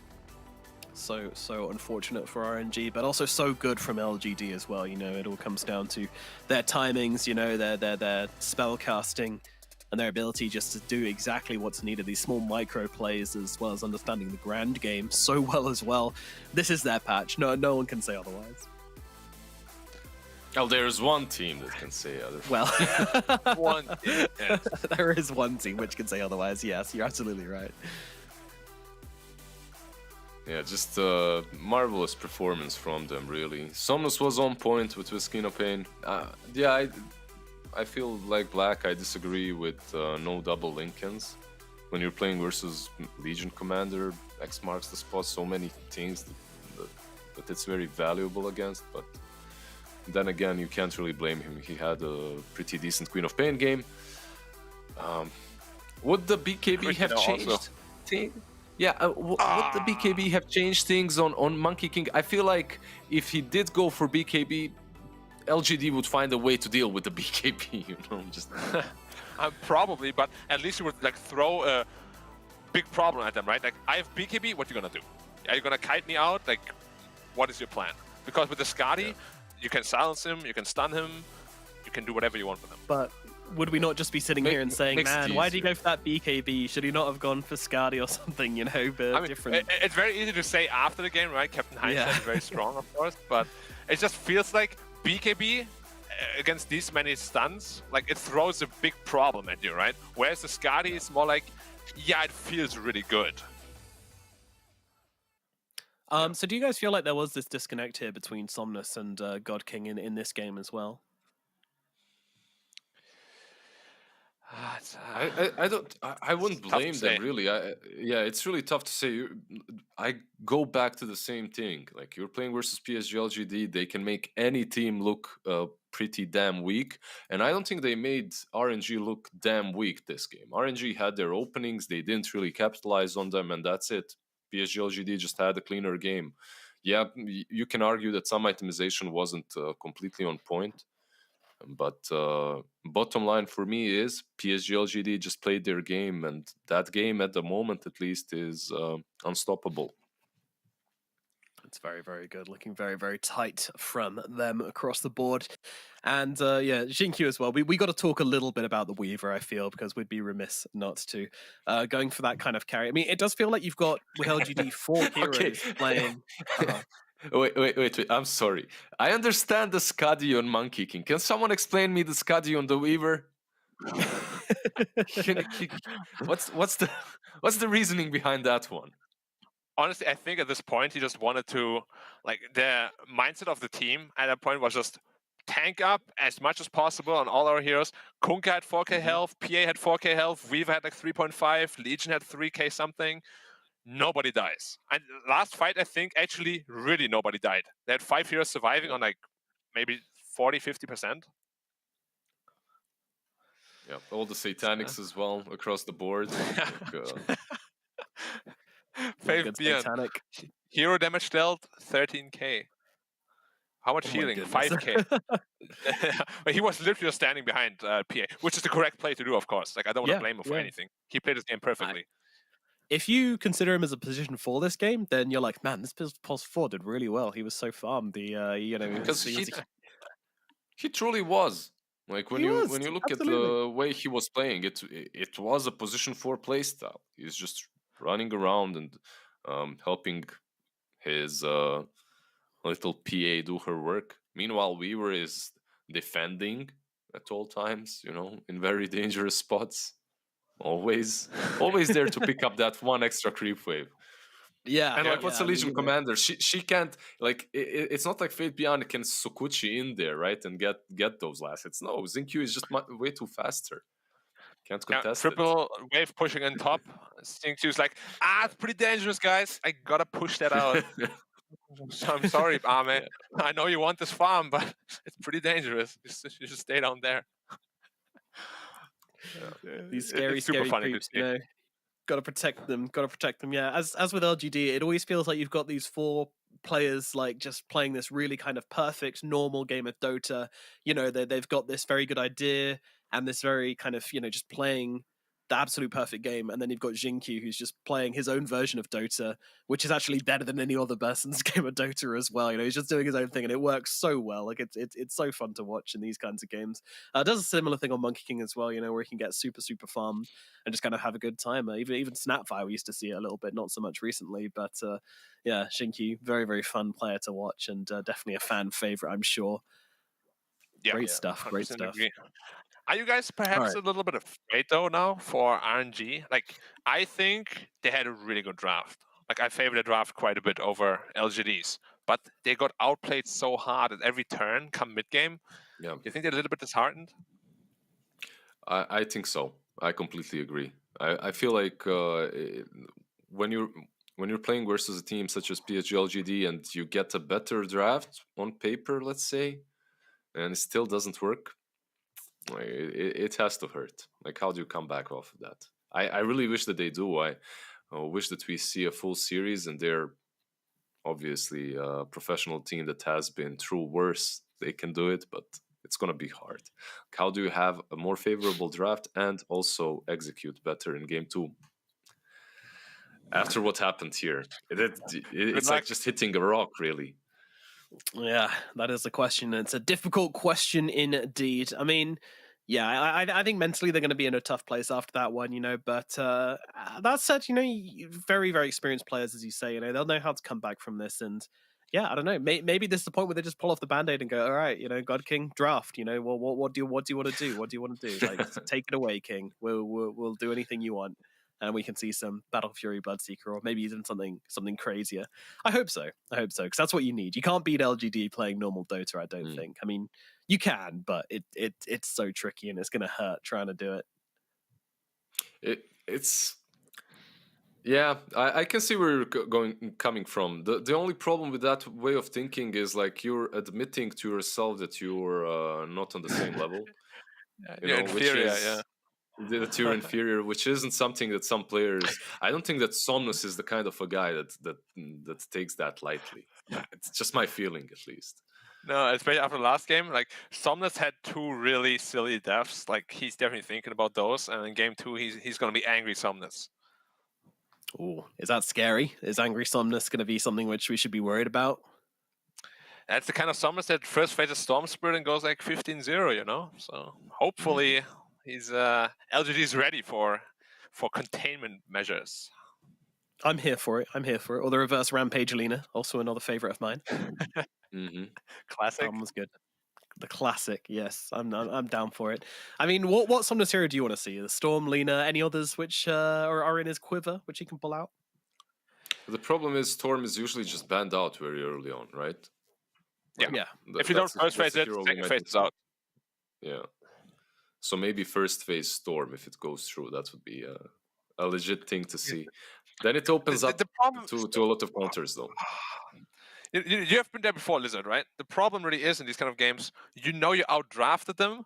Now, do you go back to like the same approach, try to draft in a similar style, or are you like in your own head and you're like, oh my god, what the hell? No, you just what happened to me is I just get wrecked in the first 12 minutes next game, but or that or you just cheese them, pick some.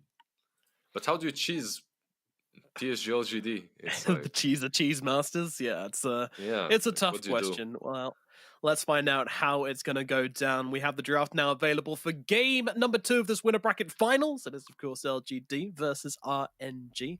Actually, let's go for another quick higher or lower. So, in this region, China holds a record for both the longest and shortest matches of the DPC so far this year. Obviously, the last one was RNG versus LGD, which went to 1 hour 20.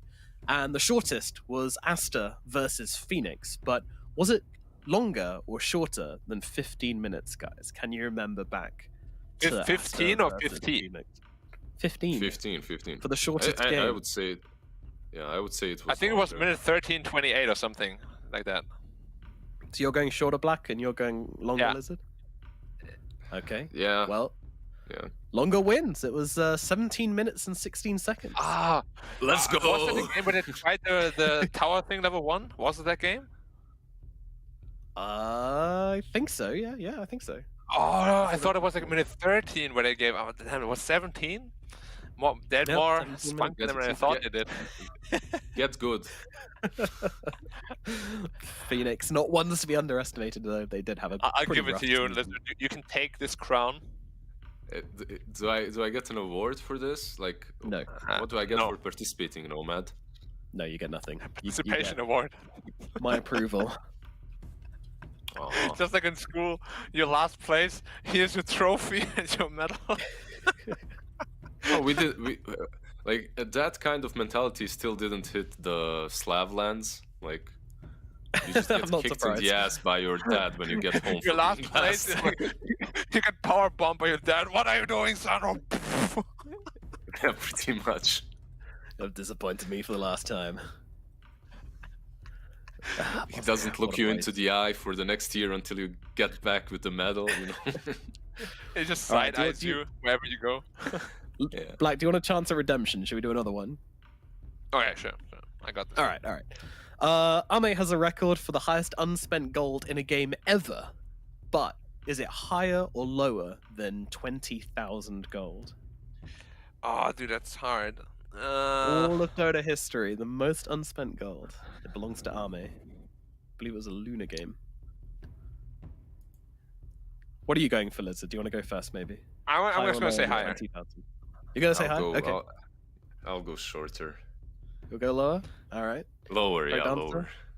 Is lower. It's quite a bit lower. 17,400. Yeah. Black, get on my level, bro. Dude, I'm not good at this higher lower stuff. Like I need to figure out what my forte is. It's not higher lower for sure. Is it shorter, longer then? Maybe. No, it's not that as well. No, we tried that. That No. didn't work either. Yeah. Yeah. Oh, well. So what do we do? Let's talk about something I'm you just are gonna good drink at. some Let's water talk right about now. these draft openings. How about that? Mm. Yeah. Okay, let's talk about it. Tidehunter Aghanims plus TA, great combination. I've seen Ame literally Wow. just at 3 p.m., which is 2 hours before the official game time, play a TA game, so he's ready for this one. Snapfire Pangolier. Oh my god, Pangolier though. That hero's so broken, RNG is gonna win. Okay. That's it. thanks. That's the analysis. Pango, he sees Pango. That's it. No, nothing more to say. It's done. To be honest though, that hero is really insanely good. Like I think it's undervalued, or was undervalued. Now it's being picked a lot more and earlier, which I think is where he belongs. Like ever since she changed that the slow to the second spell instead of the heart piercer, so good. So good. A hero that's still in the pool is that Storm Spirit that you guys talked about. Do you think that there is a chance we see it? It's pretty good with Pango, right? Like he caused a lot of problems in the backline. Storm can jump whoever he wants. It's not bad with Snapfire at all. I could definitely see it happen. Mm-hmm. Yeah. Meanwhile, For PSG.LGD just both teams, completely. Yeah, they're just defending the TA with the bans, right? The Darkseer, the PL, and we won't see the Storm. Yeah. right? Yeah, that's sad. Storm gone. So Do what you are we go gonna for see more for? minus armor Nothing to say. on PSG.LGD? Yeah. You know, I wish someone would ban the storm in the UK as well, because we're currently being hit by a huge storm. It's pretty brutal. I know where that was going. Is it more like a rainstorm or like super windy? No, it's just wind. It's literally just wind. It's like 120 miles per hour in some places. It's crazy. So a lot of damage will be caused, I assume. A lot of damage. I'm literally looking at my neighbor's roof, and they've lost some tiles already. So yeah.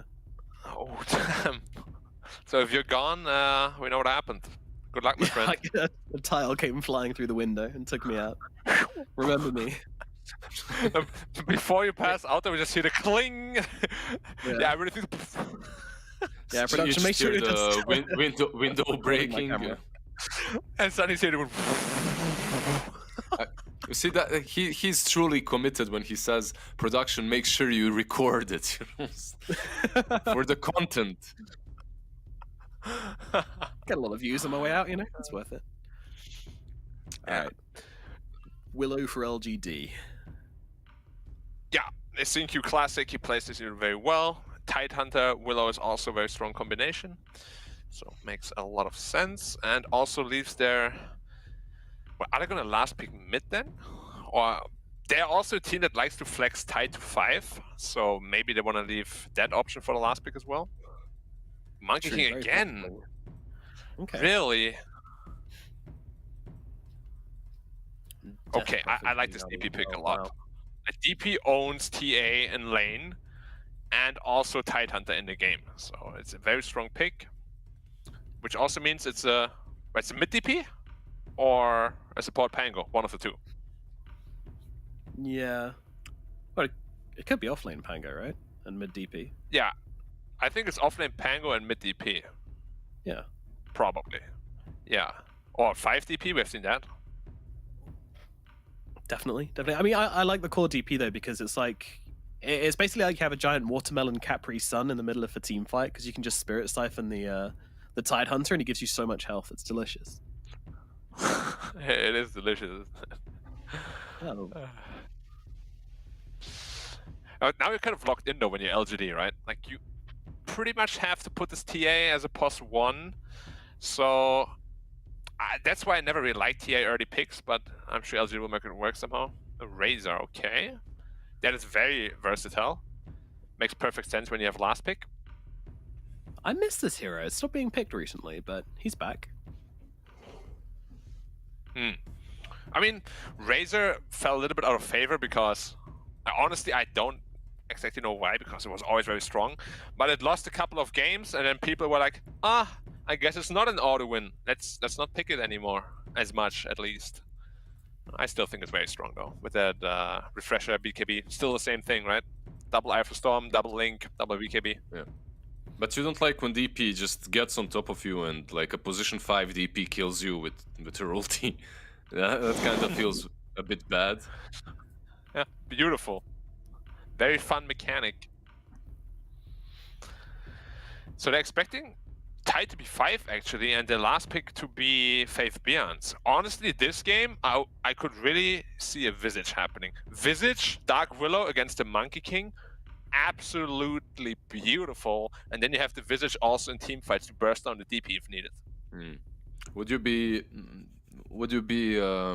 worried that you don't really have any like good lockdown, any good initiation? Yeah, but it's Right, LGD. Oh, whatever. Yeah, they would make it work, sure. Yeah.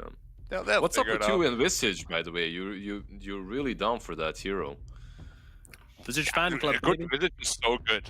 Visage is so nice to see, you know? Like every 3 seconds you just get this like 5 billion damage nuke in your face. So balanced. I love it. Yeah, very balanced. Very. You just start the lane with 3 mangoes, 6 mangoes, Yeah. and just spam. I always feel like you see that hero picked and you're like, huh, what did they pick Visage for? Damn. And then you lane against it and you're just getting blasted in the face over and over. And you're, whoa, wait a minute. Chaos Knight, okay. That's Alright, that's God not a King. Visage anymore. So it's a support. Wait. Wait, Wait. what's CK doing here? Is he? It's a support the Monkey support King, here? right? Support Monkey King. Yeah. Off lane Pangolier. Has to be, right? Yeah. Yeah. It's pretty open still. They have a couple of choices. Now, this is the problem with TA, right? You have TA Razor, all single target pretty much. What is your AoE answer to the CK? And what is even left on the off lane? That's a good question. Maybe Necrophos?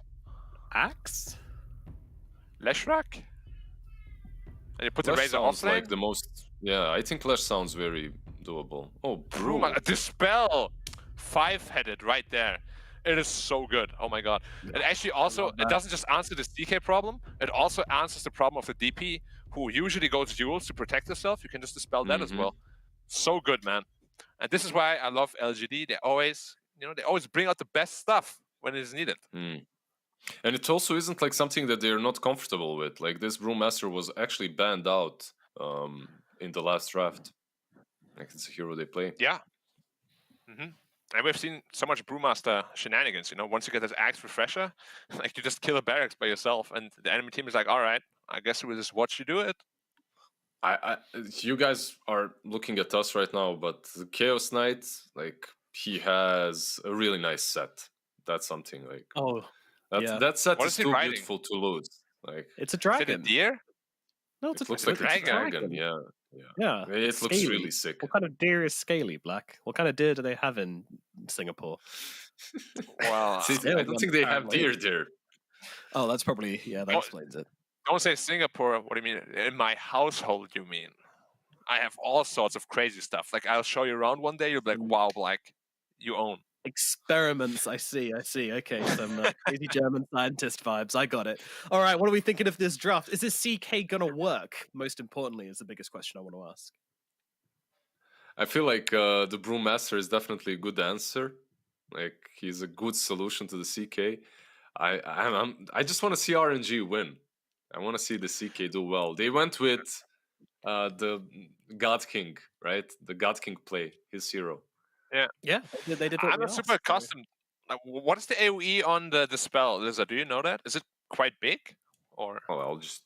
It's decent enough. Like you can get the illusions. Right? Like 500, 400, something like that. Because that's what I'll base my answer on. If the dispel AOE is really big, I think Brewmaster is going to shut him down completely because it deals like 1500 damage or 1000 damage, which you then take like 300% of that. Yeah, they shouldn't be instantly removed, right? Like they just take damage there. Why? You're dead. Yep. Innocent's being run down here. Wait, is he dead? He's not dead. Oh, he didn't skill stun on Felix. He skilled Jingu.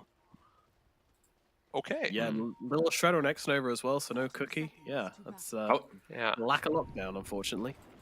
How do you feel about the set on CK? Actually looks legit, I like right? It. Yeah. Looks exactly like the thing that I have in my... let's not talk about that. I'm going to test... you guys do the casting, I'm going to test the CK, okay? How hard it gets owned by the spell. All right. I mean, it's a very reasonable thing to test, considering these are two heroes which we don't see very often. I mean, Brew, maybe a little bit more than CK, but CK is, not really seen. Yeah, CK has fallen out of favor like forever, really. He was played a little bit on offlane, right, when they just reworked Chaos Strike for that heal. Okay. Just fell out of it again. Yeah. I figured it out, guys. The spell deals 2.4k damage to illusions. Uh-oh. CK's illusions? Yeah, because they take 325% damage. So until you have more than 2.4k health, you are gone. That's a lot of items you need. Like armed with BKB plus 1 item probably. And then they're still, on 5% health. It is 75 seconds cooldown versus 140 early on until he gets Ags, obviously, then he gets charges. So you can play around that a little bit at least. Courier? Yeah, that's Courier? No. It's just standing there, alright. God King's like, I'm busy. Gotta get these bait. Yeah, let me farm here, take my courier, just let me CS. Might as well be, double wave on the tower. Stop harassing me.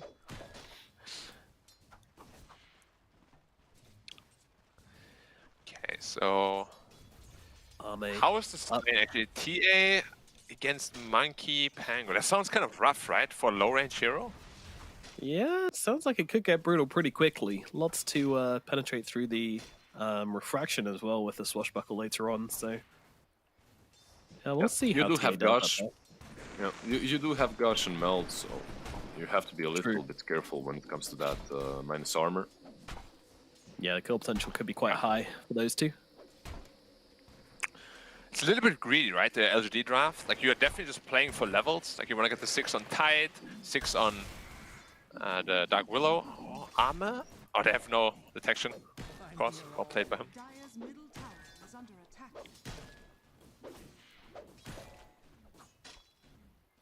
So far, so good, I suppose. DP and Razor just evening it out on that mid lane. Besides that, CK and Pango doing all right, getting that CS.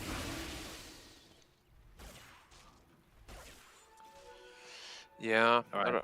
The lane mid should get pretty tough though for the DP. Like as the levels go higher, and maybe one rotation could even kill the DP pretty easily. But again, it goes the other way as well.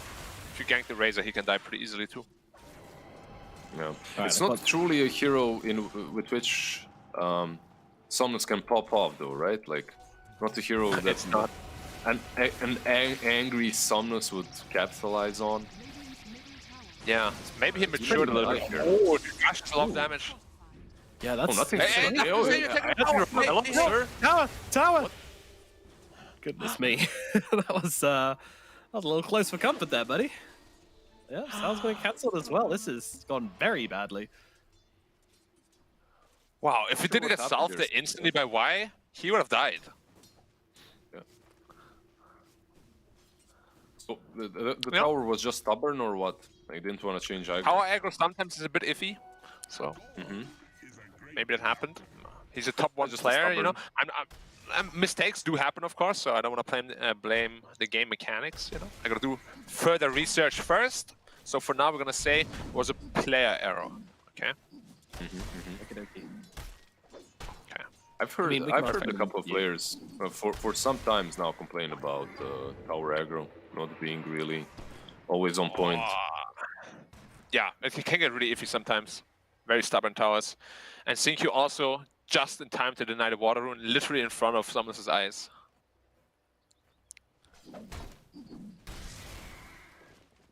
X-Nova not happy about that one, blasting into a bit with a little shredder. And talking about anti-armor, they've got a little bit of that down at bottom as well. They've got, of course, the Reality Rift combined with the little shredder. There's a ton And of we're gonna do damage, that actually. Exactly now. Oh my goodness, Faith Beyond just gets taken out of existence by Mr. I might be dead too. Oh, my Lane as goodness, well, yeah. yeah. They're crumbling in these lanes. Like, you can really see the greed that Black mentioned. Yeah, RNG, all they it's, needed was a little bit of levels, and now it's starting to really come into play, their plan, as they take down Innocence as well. Up on the top side, RNG secured themselves 3 quick kills across the map in the space of about 30 seconds. Very impressive. Yeah, and this time around, Lizard, you have a Razor, not a Kunkka. It's not nearly as easy to make rotations happen, right? Yeah, you can't truly. You can't get that X marks the spot to catch a target and make a move. You can just pretty much move into a tower and start hitting it, right? And that's it. Yeah. Yeah. It's way like PSG.LGD's draft is like, yeah, you can see why they picked the Brewmaster, but I feel like they needed maybe something more active earlier with that doesn't necessarily need like a huge that doesn't have a huge cooldown. Something like a Slardar, let's say, I don't know, with TA, but then you wouldn't have a way of dealing with CK later on. Yeah. Like the CK pick brought up a lot of problems of the draft. Like everything was single target, literally the entire draft. So they needed some, you know, emergency answer. But yeah. X-Nova? Nothing to say. Might just be dead. Ooh, yeah, trying to bring Nothing to Say down with him, and with the Balance Strike coming through, they will get the kill. So that is a good trade for RNG once again. Were you guys there when I said, why don't we see more like Soul Rings on more mid heroes? You know, we saw it on Lina, on Storm. Why don't we see it on Leshrac and DP? Well, we finally do see it on DP. Yeah. Diving Sync you as well. Should be fine though. Yeah.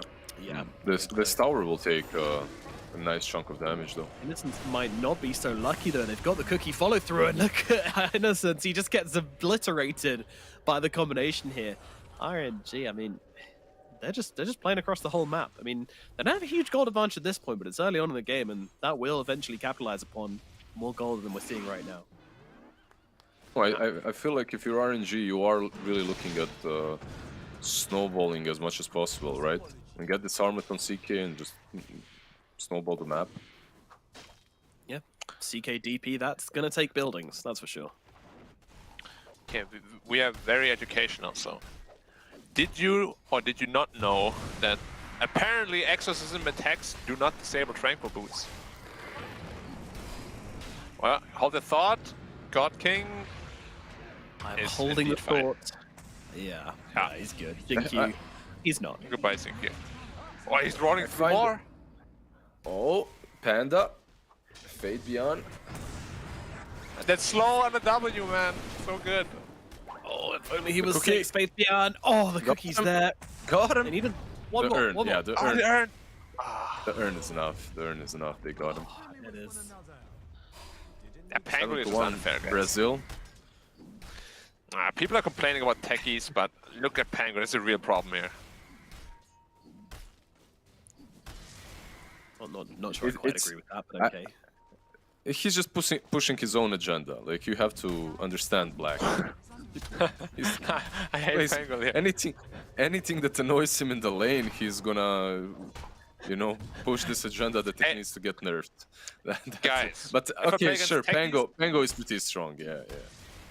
No, I play against techies, just pick anti-mage, spell shield talent, I take 0 damage. Pangolin stuns me the entire time I need to buy a BKB. Who wants to buy a BKB? It's so unfun. Yeah, he sucks. Fade beyond again. Yeah, this time he's got the level Oh. 6, so he will be able to use that as they move over towards the CK. God King taking a lot of damage here. Jinkyu joining him with this one as well. More TP's coming as well. They want to bring down God King. Can they do it? They have a lot of damage. In comes Razor, and that'll be enough to finish off the CK. Now they move over towards Xnova.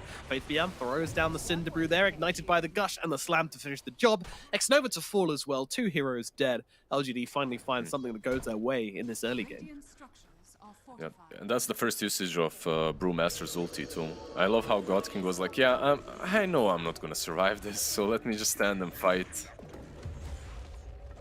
Get some damage off. Do some sort of resource damage before you fall. I respect it. Keep in mind that Somnus is taking the tier 1 tower on the top lane with his ultimate, so it's not like they didn't get anything out of that on the bottom lane. Overall, I think if you're RNG, you're fine. Like, yeah, Godkin could have went back a little bit earlier, but it's not the end of the world. Do you guys think that RNG is gonna be in a little bit of trouble in the mid game, perhaps? Because I'm not a big fan of Monkey King support, because I feel like he just doesn't offer super much in the mid game. Don't you think that they have compensation for him? Like, They do. Just always feels like it becomes like a 4v5 in the mid game if Monkey King Yeah. can't scale like Xingqiu style. got some Gleipnir or something very early on. Some Yeah, carry something like that. style. Yeah. Yeah, Because right now he's sitting on an Orb of Corrosion. No boots, nothing. Yeah, Yep, I there like are some Gleipnir a lot. trade-offs. Lane? Chalice, Rolling Thunder. Yeah, they're just collecting themselves a +5 kill here. I feel Why? like it shouldn't really be that much of a big deal. Like, you're also playing versus a Tide, position 5. It's pretty much a ravage True. at this point, right? Yeah, Dire structures are fortified. not even yet. He's only level 4. And the Tome won't even Yeah. bring it to 6. He still needs a little bit of XP. Does he get the tome? He does, at least, yeah. Yeah, still needs half a level though. No, it truly feels like, at least the first game, I could see PSG.LGD taking it, right? This one is maybe even more difficult. So yeah, I just wanna see how they do it. That's all. No doubt in my mind that they can. I just want to see how. They're definitely drafting Yeah, in a yeah. way where they don't want to make it easy for themselves. That's for sure. Attacking him some Brewmaster is probably the biggest step that they'll make, right? Like Yeah, towards that win. Axe and BKB timings, That's gonna be huge. which yeah. So Razor's going for one straight away, and of course TA. Oh, TA is dead actually. Very aggressive here, but yeah, that's because Somnus coming in from round the back. Beautiful wraparound maneuver onto the Templar Assassin, and that will get them the kill in the middle lane and turn it into a tower as well. RNG really starting to add up these objectives right now. 12 minutes into the game, and they've taken down 2 of the towers in the safe and middle lane. Chalice, ooh, narrowly gets away with Do you that. like the movement speed on Death Prophet? Yeah, looks very fair. Should be faster. Should be uncapped MS, to be honest. I don't know why it's capped. Right? Probably shouldn't get only 16% on that ulti. Is under attack. I think it used to be 24, right? It needs to go back to it then. Yeah, I don't know why it's so underpicked, right? Why the hell not? Maybe No, you should we were discussing seal though- speed with Spirit Siphon. That'd be good. Oh, you want to bring that back again? Yeah. Well, you do get that on 20. You don't take it away from them, but you slow them at least. That's something. Yeah, if you want to skill that, because 400 health is pretty much always a choice. But yeah, 2k gold lead already. It's looking pretty rough for LGD. I think they're gonna get a good team fight going with the Ravage somehow. But how? You can't force them to fight, you know? RNG only fights if they want to fight. And it's way easier for RNG to be the ones really initiating and setting things up, because if you're PSG.LGD, you literally cannot. There is... You can play this like territorial kind of a playstyle. You're just protecting the triangle or where TA is farming. Chalice almost dies actually. But CQ really dies. Yep. You need some... You can see Zinkyu is always that one position 4 that is itemizing in a way that helps out his... Like, fills in the gaps of his teammates, right? Like, of his draft, that is. Like, he gets this Blink Dagger, maybe he can be the one that goes in first, but it's a Dark Willow. It's not something that brings you a stun early on. Yeah, I feel a little bad for him, because he's trying really hard to make plays happen, but he's just by himself. He doesn't really have anyone he can play with. No stunners, no anything really. So, are we really just waiting for the BKB Razor and the Aghanim's Brew? Right, that's it. Like, up to that point, I'm not sure how they pretty much do anything on the map. You gotta use your cooldown so somehow. Like, you gotta use that split to like mitigate the damage. Same with the Ravage. Maybe even if you get just one kill, you know, just use it. It's gotta be used somehow. But then if you use it, you just go Roshan with Exorcism. So it's tough. Can you do that? Can you perhaps like force rush? Like if you or just force some tower, right? Like if you Wait. I was always under this impression, if you can't initiate, force an objective at least, and then they have to respond. Fight around that perhaps. I thought the very same thing, but Arma actually went for a Blink Dagger before Deso, so they can't do that now. I'm a little bit confused by how everything is shaping up. Now they have the BKB timing of the Razor, but TA doesn't have her Deso timing because she went for a Blink. So like they're kind of anti-timing themselves. She can join the fights with a blink as well, right? She doesn't bring that extra damage, but yeah. But how do you do Roshan without that Deso, you know? Like with that Razor BKB plus Ravage split, you just force Roshan. That's the best you can do, probably. Yeah. Split has been forced. Is this just, let's force it with my ulti and then in 60 seconds we take Rosh? Uh-oh. Well, he's dead. Could be bad. Yeah. They're on top of him, and this is going to be a dead Brewmaster. Brought down by RNG, although missing There's a smoke couple from PSG.LGD. Oh, they're gonna kill. Oh, he has BKB on DP, though. They can't kill him. No way.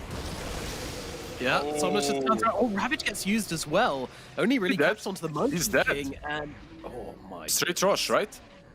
Yeah, straight rush. Surely. Honestly, this could be some pretty irreparable damage, especially with the itemization from LGD. Like, that was the timing they were looking to fight, and that BKB pickup from Sumnus completely ruined it. Yeah, yeah.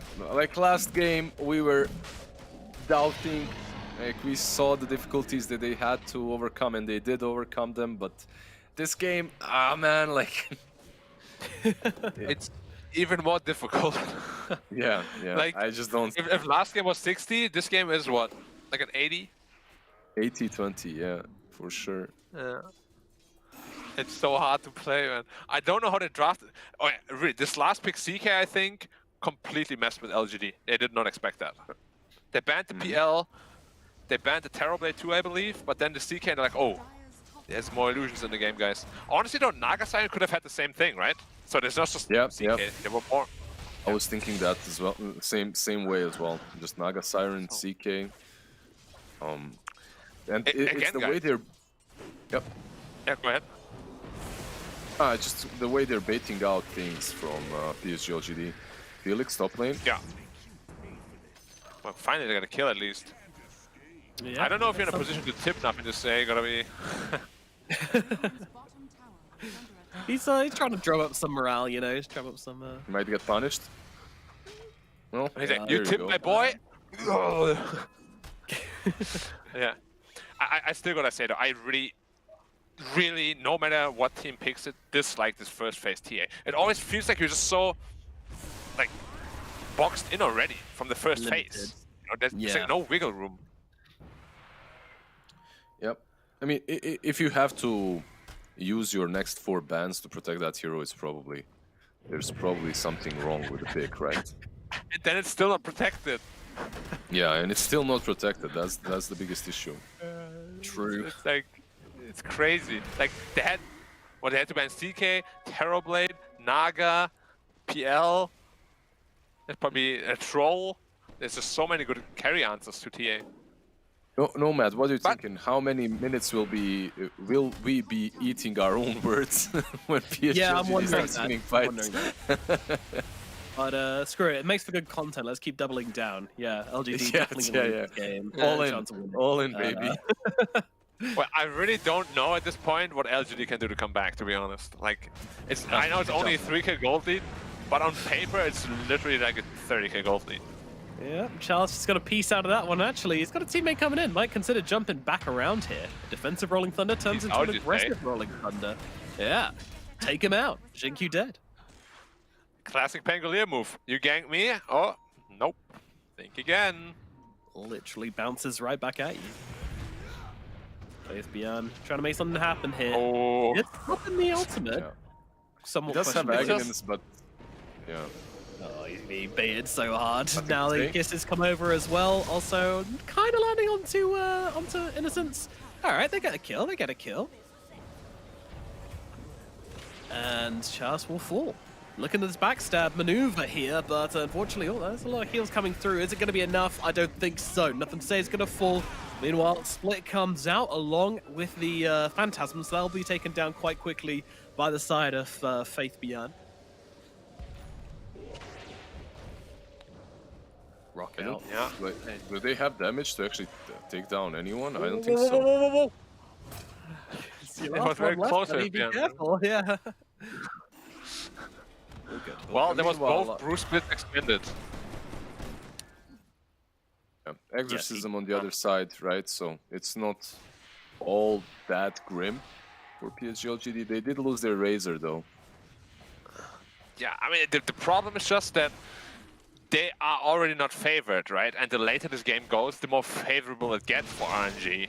And you already, with your strong timing, the Axe, the Death Sword, the BKB on Razor, could not fight back at all. It's really on LGD to maybe just find a solo Really? pickoff with a Ravage. I mean, they've tried that, right? But they always get BKB'd. And why is that again?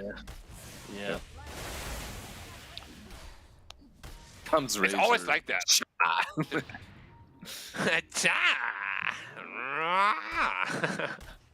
had lots of fun with that in the UK. We did Yeah. indeed. Some interesting noises that fellow makes as they will be trading here. Xingqiu gonna fall. Felix also gonna go down, however.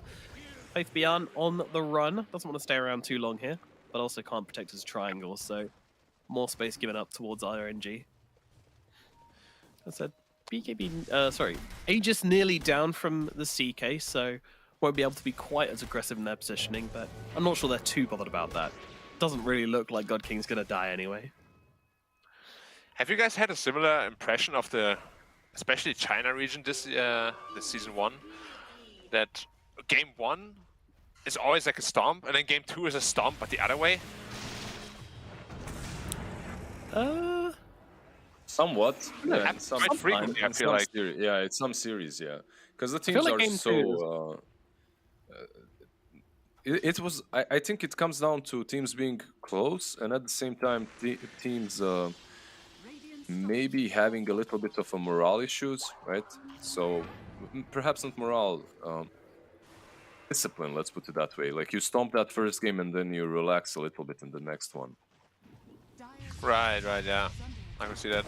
Yeah. Atos on the, oh, he has no BKB yet. Oh, managed to get the Does blink out. manage Nice. Just about get the blink off, yeah. Spirit Siphon didn't quite get there in time to take down those refraction charges, so Ame will live. So now, second BKB up, Brewmaster, 2 splits soon. Do you wait for the refresher, or is it go time?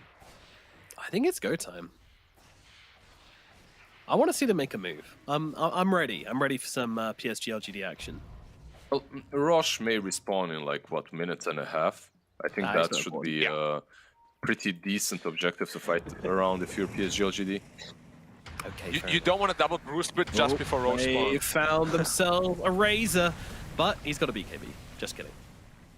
They did commit Rolling Thunder and Kisses for this. Okay, if there's ever a time to go. No They BKB on match up. Razor though, you said it.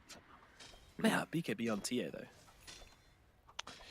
Yeah, it's such a weird thing right now for LGD. Like, whenever one of their heroes has the timing, the other one is waiting for his timing. And then he gets his timing, and then he's waiting for the next one's timing.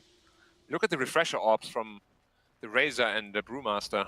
You know, got the BKB timing for the TA, gotta wait for the refreshers now. Refreshers Yeah, they at just dawn. never feel... They never really feel ready. That's the problem. Because they have this barrier that really in their situation cannot be crossed by items. That's the lack of initiating tools. You just can't make plays, so you're stuck waiting for the RNG to really make a move, and then you respond to it. Barrier that cannot be crossed by items. I don't know why, that just sounds that sounds cool. Yeah, it sounds very epic. Indeed. And talking about epic, a BKB's been popped down at bottom as they turn this back around onto Felix. Can they finish the job? I think they might be able to. Does go down and TP out on the TA is going to keep her nice and safe. Xingqiu, unfortunately, going to get left behind for dead. Top lane. That's going to be a kill onto him. Yeah, top. BKB once again being used here by Nothing to Say. Doesn't want to commit too hard onto God King Hero though. Innocence is here, but the BKB of course coming out to block a Ravage, therefore only landing onto X-Nova, which doesn't really matter too much. And Sumnus is turning up to this one as well. Yeah, he's taking damage, but well, does actually get the TP away. And Faith Behind just slips in the side door, gets the cheeky little kill. Could be in some Splits again. Yeah. He needed to split again to live. Do you Ocean think up in a minute though. Yeah. Do you think that maybe at some point when Razor gets like refresher Shivas and starts getting enough damage to deal with the CK, or perhaps at that point DP will be too much of a problem? I think there will be enough damage to brute force it. Like the Razor ult plus the Melt Strike, everything is gonna deal a lot of damage. It's just, can you get to that point, right? Like both of you need like 3-4 items, because just with the refresher, Razor is not strong enough, right? You still need like one more additional item after that. And probably with the next Aegis, RNG is gonna look to close out this game. Do you like the Blink Ward CK? Yeah, I was about to talk about that. Like, I just did the damage test, right? It was 2.4k damage, I think I said. Like, his illusions are gone every fight. He's literally just going into his own right click and that's it. Right. Yeah. Like BKB Armlet and Bloodthorn now even. It's an interesting He's probably approach. playing anti-illusion, right? Not anti-illusion, but like he's gonna act like his illusions are gonna die no matter what. So you much. pick this illusion hero to counter the TA, but then you don't really go for illusions because they just die instantly. Yeah. Hey, sometimes when you play sense. PL against the Lash, for example, you know, you gotta go for the like satanic kind of item build just to fight head to head. Happens. It's not what you wanted to do initially, but God King to just use his illusions right. to go and farm and stuff rather than saving it for fights. Because Phantasm just doesn't seem useful for fights. yeah, He's I would gonna like pop that. a hit Well, for using it Roche. for Roshan now. They're actually giving Roshan for free. Well, the refreshers aren't Yeah. ready yet. This is what we spoke about. We'll fight That's they need rough. a little bit longer. That was without exorcism too. I believe Brew has his. Yeah, it's flying out. So he has his refresher. Razor, But what, now- 300 gold. Now look at Tia. It needs 1,000 for Daedal. It's gotta wait again. She needs to be very careful here. Oh. Does he sniff it out? He does, but can he make it out? BKB TP, right? No basher, nothing like that. Or just blink away. Yeah, the smoke popped at the wrong space. They were like, huh? Is he behind us?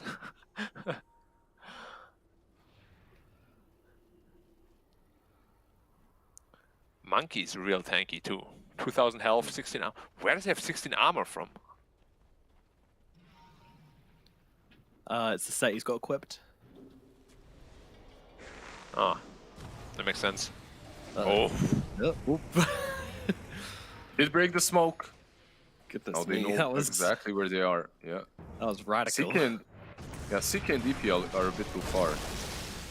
Oh, Ravage comes down. They're looking for the play here. They'll move on to Chalice, but Chalice, he's got the roll up to get himself away. Rolling Thunder out, and now nothing to say. He's got to be a little bit careful. Everything's being committed here. All the big ultis thrown down onto this one. Faithbian's going to come across and get rid of those Oh, he missed. Uh-oh. Oh no, they've just got enough health now to actually just narrowly survive it. So that allows them to get the kill onto nothing to say. Meanwhile, Ame, he's just gonzo. He's just keeping out of this one. Doesn't want anything else to do with this fight. And RNG looking to see if they can find any cleanup kills. There's no one left available. Everyone else has managed to get themselves out. But yeah, once again, LGD, they just pop the lid in this fight, get themselves out. Yeah, Slash. they used the terrorize, right? And it didn't really connect on the Pango fast enough, so he uses roll up, and then CK comes in time to just destroy Razor in a second. Interesting movements here from both teams as they're trying to just defend from their high ground. Not really looking to overcommit to this one on the TA, but the rest of them will come down and finish off the kills. And even looking over towards God King, I mean, he's got the Aegis, but Ame's still going to pump some damage into him regardless. They come around the side. X-Nova's gone as well. This is looking nice from LGD. Now they're going to lose one in return as they lose X-Nova. Sorry, they lose Xinkyu. The other ex-support as Charles comes rolling on through once again. Another Rolling Thunder available. This Brewmaster cannot get off another ultimate here. He's going to get brought down, and that is a bigger kill for RNG. Yeah, the Bloodthorn silences him, so he can't split again. Just be very careful with that. He doesn't have any sort of the spell yet. No Aeon Disc and no Lotus Orb. But yeah, it's I feel like once Exorcism is activated, DP is a god of the game, right? You can't deal with her. Can you? Double think so, Link, no. double Yeah. Eye of the Storm, maybe? I believe you still die faster. I think at that point, as a Razor, if you're on top of her. Not sure, but I kind of always see DP just destroying a Razor in that trade-off. It's going to be a very dynamic It's just fight, though, simpler isn't it? too. Pop in all your ultimates and just sitting next to each other. Alright, let's see whose ulti kills each other the fastest. It would look kind of funny, probably. They both just don't move an inch. Yeah, just literally go sit next to each other and see what happens. And should just test it in the lobby. Yeah. Dire's bottom Yeah. Take these two heroes, pop their ultis. Well, I'm going back to lobby, guys. No, I'm kidding. Yeah. RNG looking They are, to put... you know, like you were talking about this late game potential that PSG.LGD might get to. They are getting there. Here we go, they're going for the backlines, they're trying to find the Brewmaster. Brewmaster stunned up for the time being. Can they finish him up in time? Yes, they can. Two gone. Both the big ultis taken out of the fight. Lizard's question is answered straight away. As, Never like I mind. say, gets to the high Potential ground. unlocked. Indeed. Great potential. Yeah. Uh, Oh, a little bit definite lightning. potential. Oh dear. Still an Aegis on the CK for 40. Oh, maybe not. Oh. Okay, got it. Nice. Okay, good job. Xinkyu doing Xinkyu things as always. Hey, you have no BKB. Whoa, whoa, whoa, whoa. Now when you say, gotta be careful. They look real scary. Yes, TA still slaps pretty hard. You gotta respect the TA. You gotta respect Jinkyu as well, just jumping in, finishing off CK, even though Aegis was about to expire. You know, it's about dominance right there. You Yeah, it's a have to make statement, yeah. statement. Yeah, it's a statement.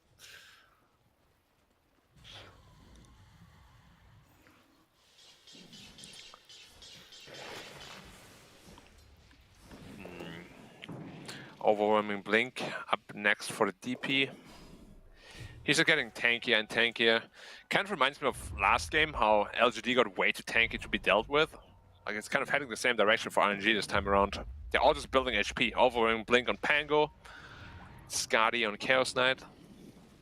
Yeah, they're smoking up without some, like, let's say, refresher on Razor. And Yeah, they are scouted out too, because top lane is pushing in. yeah, it's This is an super obvious obvious. smoke. Yeah. Oh, Dark Widow ordinarily misses the Monkey King too. Yeah, not too many things going LGD's way, unfortunately. Yeah. What do they need, Not yet. Nomad? Yeah. What do they need? What they need is some magic. They need some magic. Nakama power. Yes, that. I mean, it's Ex-Nova? winnable. It's always winnable. Hello, this is looking interesting here. It says 2 heroes inside the Wukong command. Up on the top side of the map, Ex-Nova does indeed go down, but the Monkey King, he's in a lot of trouble actually. Felix might just get killed off by the Pandalings as the TP out comes through from God King. 2 heroes dead on the side of RNG, LGD. They find simultaneous fights across the map, and it goes pretty damn well for them. Where did the Ravage go? I heard it. He used it on solo DP because she was on top of him with Siphon and Exorcism. So actually, I'm not sure if Exorcism was up, probably not, but she was about to kill him. So he just pops the Ravage to get away. He had the gem as well, so I guess it's worth it. Yeah. Yeah. Okay. Yeah, I mean, decent fight. You only get 2 supports. Probably wanted a bit more, but it's better than nothing. You're keeping the damage mitigated, and your Razor has a Shiva's Guard now, so his items are looking better. Plus 1 more item. Maybe they do have enough damage to chunk down the DP. Yeah, and if it comes down to a game of BKBs, then LGD are in a much better position here because they have those refresher orbs. I mean, how BKB focused is this game? Somewhat, definitely. Not in a major way, but some heroes like Pango definitely do struggle against it. Whoa, he gets get the taken monkey out again. instantly. Yeah. Wait, I didn't even see that happen. All right, TA things, just doing TA things as they find another hero here. Ex-Nova's gonna get going down. This is LGD on Did it the high spell? ground of RNG. What is happening right now? Yeah, that was a phantasm. In case anybody blinked there, you want to Don't you just play it? Don't you just play it this way? You just pop your primal split and you put that Somnus And deep you run into in. the air. And Yeah. you just ignore her, kill everyone else. Yep, DP, what DP? All we see is a little witch in the sky as now they commit hard to this one. Wait, RNG damage to committing to Somnus, the fight, but Somnus needs to leave. Look at the damage coming out from this Templar Assassin. You cannot fight into that. She's stuck. She's stuck. Door stuck. Need help. Need Oh my coming God. in. She's trying to jump. She dead. does it. Arme from the sidelines finds the entry to the fight. Chalice as well.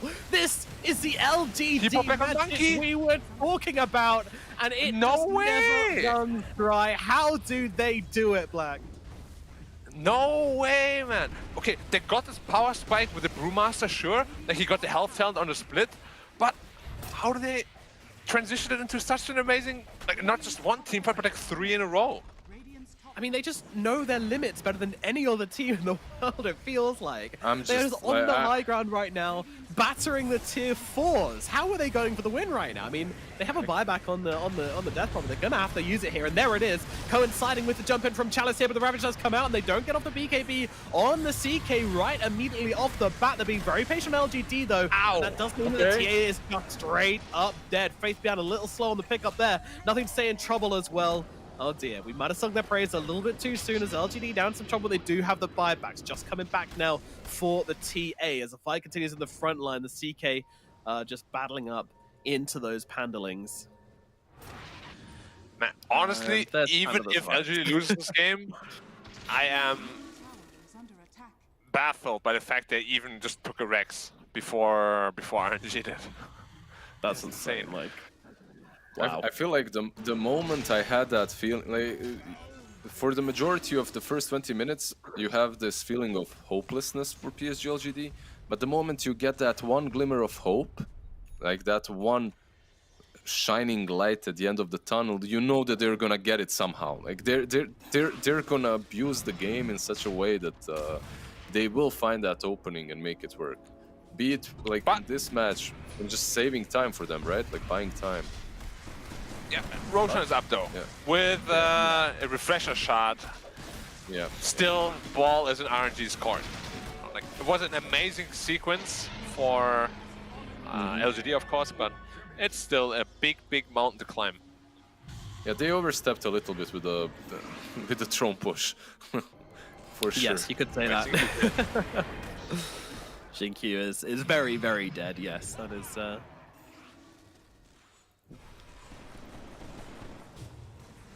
Cyclone one guy tried to skip the creep wave. It shouldn't really work here. He is delaying time a little He's bit. at delaying. least, yeah. That was a tanky. It's not room. tanky. Yeah, 4.6 kg. Ah, Ripped. Yeah, he's you got can't that kill me. talent. I run out of time. He Honestly, can also just resummon whenever he wants as well. he needs the shot on Brewmaster. Like that, disarm against CK would also be amazing. And here Oh, we go exorcism. again, and taking a lot of damage here on God King straight off the bat. He is not the Aegis carrier, remember. He does have the cheese though, popping the BKB, but needs to be careful. A lot of damage is being thrown down at the ground here as Felix jumps in as well, trying to help out Somnus, as Somnus taking heavy hits here. This is the Aegis carrier, Somnus? BKB's popped. What? He's not going to come back without a BKB. This could spell trouble for him. Ravage coming down as well. The beautiful timing from Innocence. Do they have the damage follow-up is a question. Ame is trying to fight up into this, but doesn't want to go too hard into that ring. But look at Faith Beyond. The Brewlings, they're doing so much work, and they'll follow up as well. LGD, how are they doing this right now? They are blowing this game wide open, and they might have just blew themselves There's no apart buybacks! into the grand final. There's no. That's it. That's game That's right there. it. Chalice is like, They do have some- guys? Isn't it? What do I do, Yeah, guys? GG. Middle tower. Yeah, that's Isn't it magical, That's it. Papa? Middle tower. Oh my god, it's actually insane. Faith Beyond in that last team fight, he did so much. He dealt a ton of damage. He dispelled perfectly. What's it called? Phantasm gone instantly. He dispelled the Ghost Scepter, so he can't TP out on the Snapfire. My Kept god, that this prophet Brewmaster in pick. the air as well with the cyclone, right? Yeah, I don't know what other pick could have won in this game possibly, but LGD found it. The game looked impossible to win, but they find that one chance, as they always do somehow. And there's no coming back for RNG again. Like, you lose 2 games like this. This must be so painful. Yeah, I mean, Then again, do you think that it's a small prize that you put up such a performance versus PSG.LGD, or they're not happy with it at all? I mean, if you just look at the drafts, right, you gotta be Yeah. kicking yourself. Like, you outdrafted them Yeah. twice in a row. You picked the CK last pick, probably in the cameras. They're like, what are you gonna do now? Brewmaster. Huh? Suddenly, I mean- somebody win? how much would you say that last fight there was on the DP popping the BKB on like her last kind of second of life, and then not having it for the reincarnation from the Aegis? Yeah, but you don't have exorcism, right? Afterwards. Yeah. Did he have was a sure- shot? that's why They he had a kept it. shot. They had a shot, but they had it on the Pangolier, and I don't know why. Mm. Oh yeah, that's definitely a big problem. Because if you have Yeah. that additional exorcism and another BKB, perhaps it can work out. But yeah, the last one was just absolutely brutal. Like they ran out of BKBs. Brewmaster is king without BKBs. Mhm. Perfect Ravage. Also, finally, Innocence finds the Ravage on like 4 or 5 heroes. It all worked out in the end. All Yeah. worked out in the end. I see your I door open. really, they Look at- saw it. They saw that light. They went to it. It's but everything Actual that they anime did, style.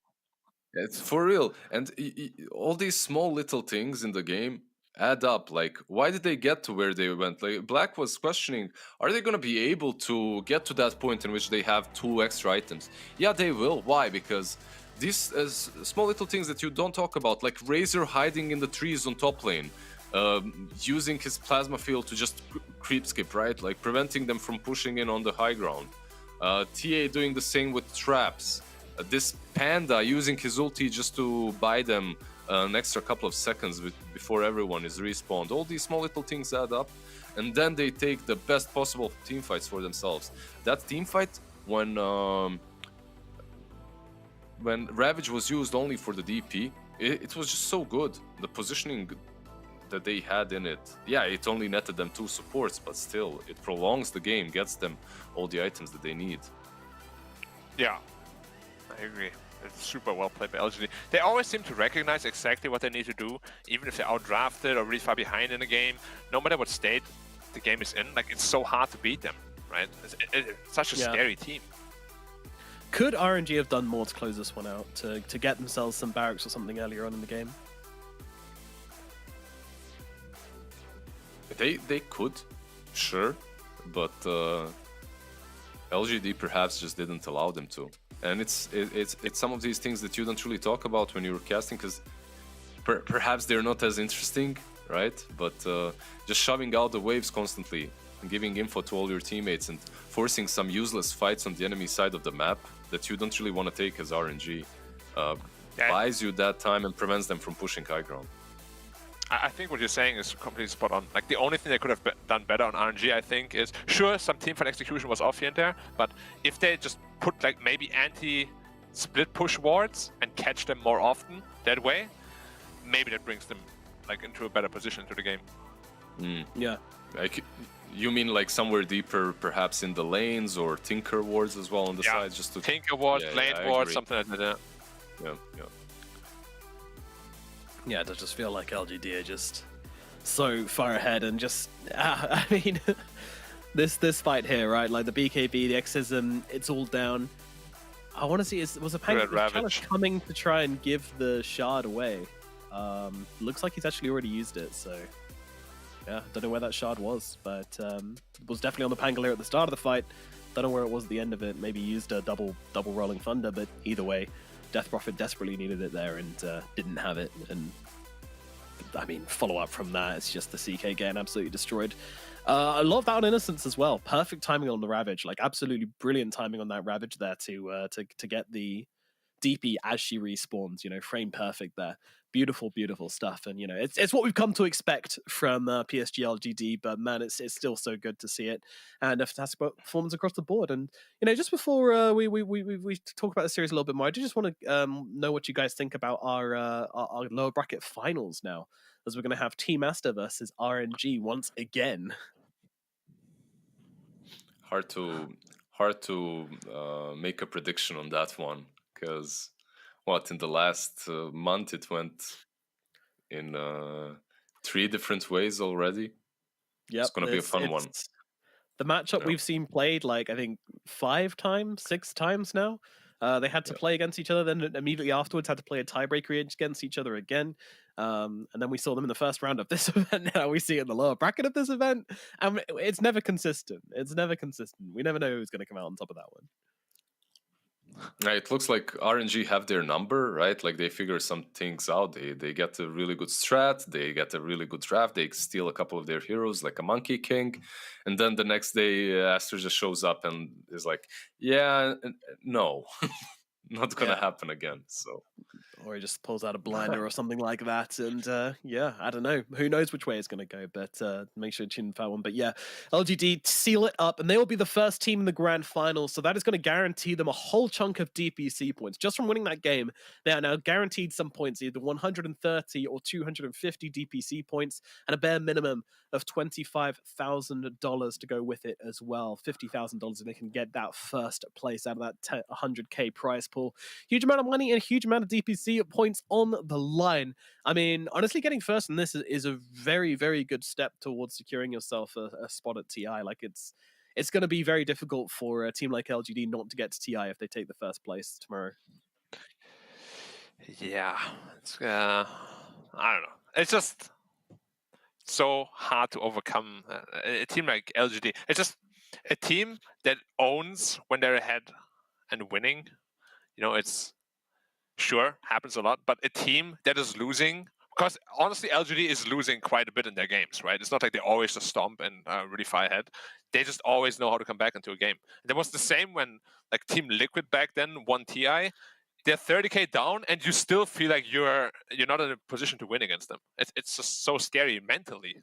It's like, how do you overcome that? yeah. How do you overcome it, Blizzard? We just don't know. It's and not many teams know. It seems as once again LGD continue their win streak as they run through it. So we do of course get to speak to one of the players from the side of PSG.LGD, and on the mic we have nothing to say, talking to us. Nothing to say. Firstly, how are you doing? 最近过得怎么样，莫言？还挺好吧，但是就是中了那个COVID，所以也不是很好。I've been okay recently, but I catch COVID, so not really going too well. Oh dear. Well, hope you feel better soon. Firstly, I wanted to ask, when you're coming into this series and you're playing against RNG, and RNG are just they're doing very well in the first half of this game, to put it lightly. They're running over the map, they're taking your buildings. Is there any ever panic in the team, or are you guys just calm? Is there confidence in this game even though you guys are losing? 第二场比赛其实一开始 RNG 优势很大嘛，然后他们一直在全屏的扫图给你们施加压力，然后你们其实队内当时是一个什么样的情况？也是说就是会打得比较难受，还是保持了冷静，然后去找到了机会来翻盘的？第一把就 PA 前面死了几次嘛，然后我还挺肥的，所以我就跟他们说，就是等我 BKB，然后就我们4个早点找机会吧，就让 PA 舒服的刷点钱，然后就还就是我们等我 BKB 了，然后找他们打嘛，就是别让 PA 再死了，然后也还可以打的都还可以，PA 过后也成型了，所以就 PA 飞起来了，就很好打。第二把呢？第二把就我们前期他们技能就很强嘛，然后所以我们都说就是一直拖到我们有双刷新就有双刷新就很好打了。So first game PA was underfarmed. I just told my team to wait till I have my blocking bar, and once I have that, I feel confident to fight them, and then we team fight until PA got farmed, and that's why we win first game. The second game they were really strong in the early game. We couldn't really fight them until we got those 2 refreshers, and after that we are pretty confident as long as we have all the cooldowns we can fight them. Always with the confidence. It seems to be a huge part of your game. How do you maintain so much confidence in these games though, where other people may falter? 就是怎么样才能在游戏里面做到就是保持自信呢？就是有的时候像这种高压情况下，一些人选手是会出现心态的波折的。就应该就是我们5个人都就一起说嘛，就说了就等什么装备，然后再一起打，所以就我们有那个我们大概知道要等什么装备，然后才一起打，所以也没有很慌。So we talked a lot during the game. All 5 of us communicating with each other, make sure we understand at what point we can turn the game around, which item we should be waiting for, and by understanding those things, make you don't panic in the different situations. Timings and trust seems to be at the heart of it. We were trying to figure out what RNG could do differently to close out that second game, and honestly, we couldn't think of much. We thought they played a very good game. Do you have any ways in which you think RNG could have played it differently and closed that one out? 第二场比赛后，我们自己在之前讨论 RNG 怎样可能收尾的话，那场比赛的结果会不一样。然后我们自己当时是没有一个特别明确的答案的。我想知道从你的角度来说的话，有没有什么站在 RNG 的角度，他们应该怎么样去结束这场比赛？感觉他们还是就慢慢来吧，就是他们要抓到我们那种找到机会打先手，把我们关键人物杀了才好打，不然就是我们都活着开团的话，他们感觉不是很好打。I think they lost patience at the end. They should be more patient and they should try to take more time, try to gank our key heroes, take our key heroes down. As long as it's a 5-man team fight, I don't think they have the upper hand. Interesting. So more patience, contradictory to what I was thinking on that one. Lizard, Black, you guys got any questions? You want to go first?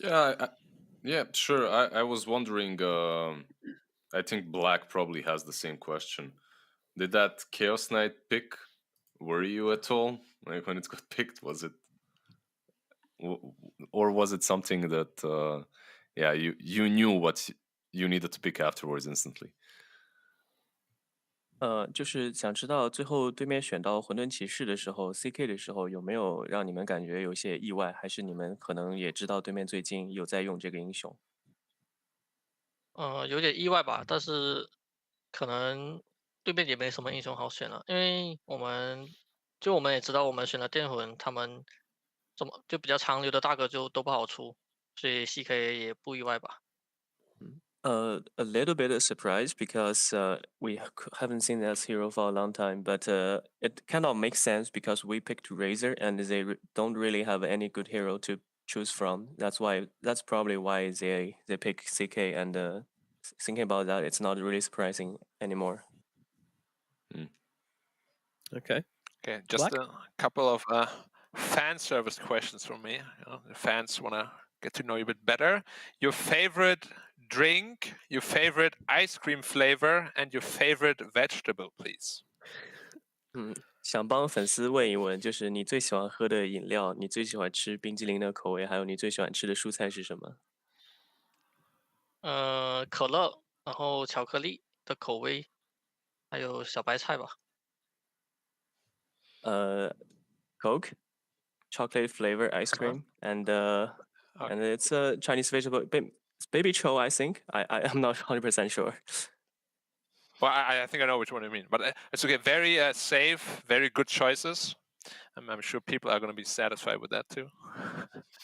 Very relatable. Yeah, very relatable down the middle. I want to ask, does Faith Bian ever get tired of Xingqiu stealing his position 3? 我就想再问一下，边将有没有抱怨过心情一直偷他的3号位打？应该没有吧。Probably no. Probably no. Probably no. Okay. All right. We're going to let you go. Thank you so much for going to talk to us. Nothing to say. And best of luck and hope you recover soon from COVID. Stay safe. 祝你后面的比赛好运，希望你能早日康复。谢谢。Thank you.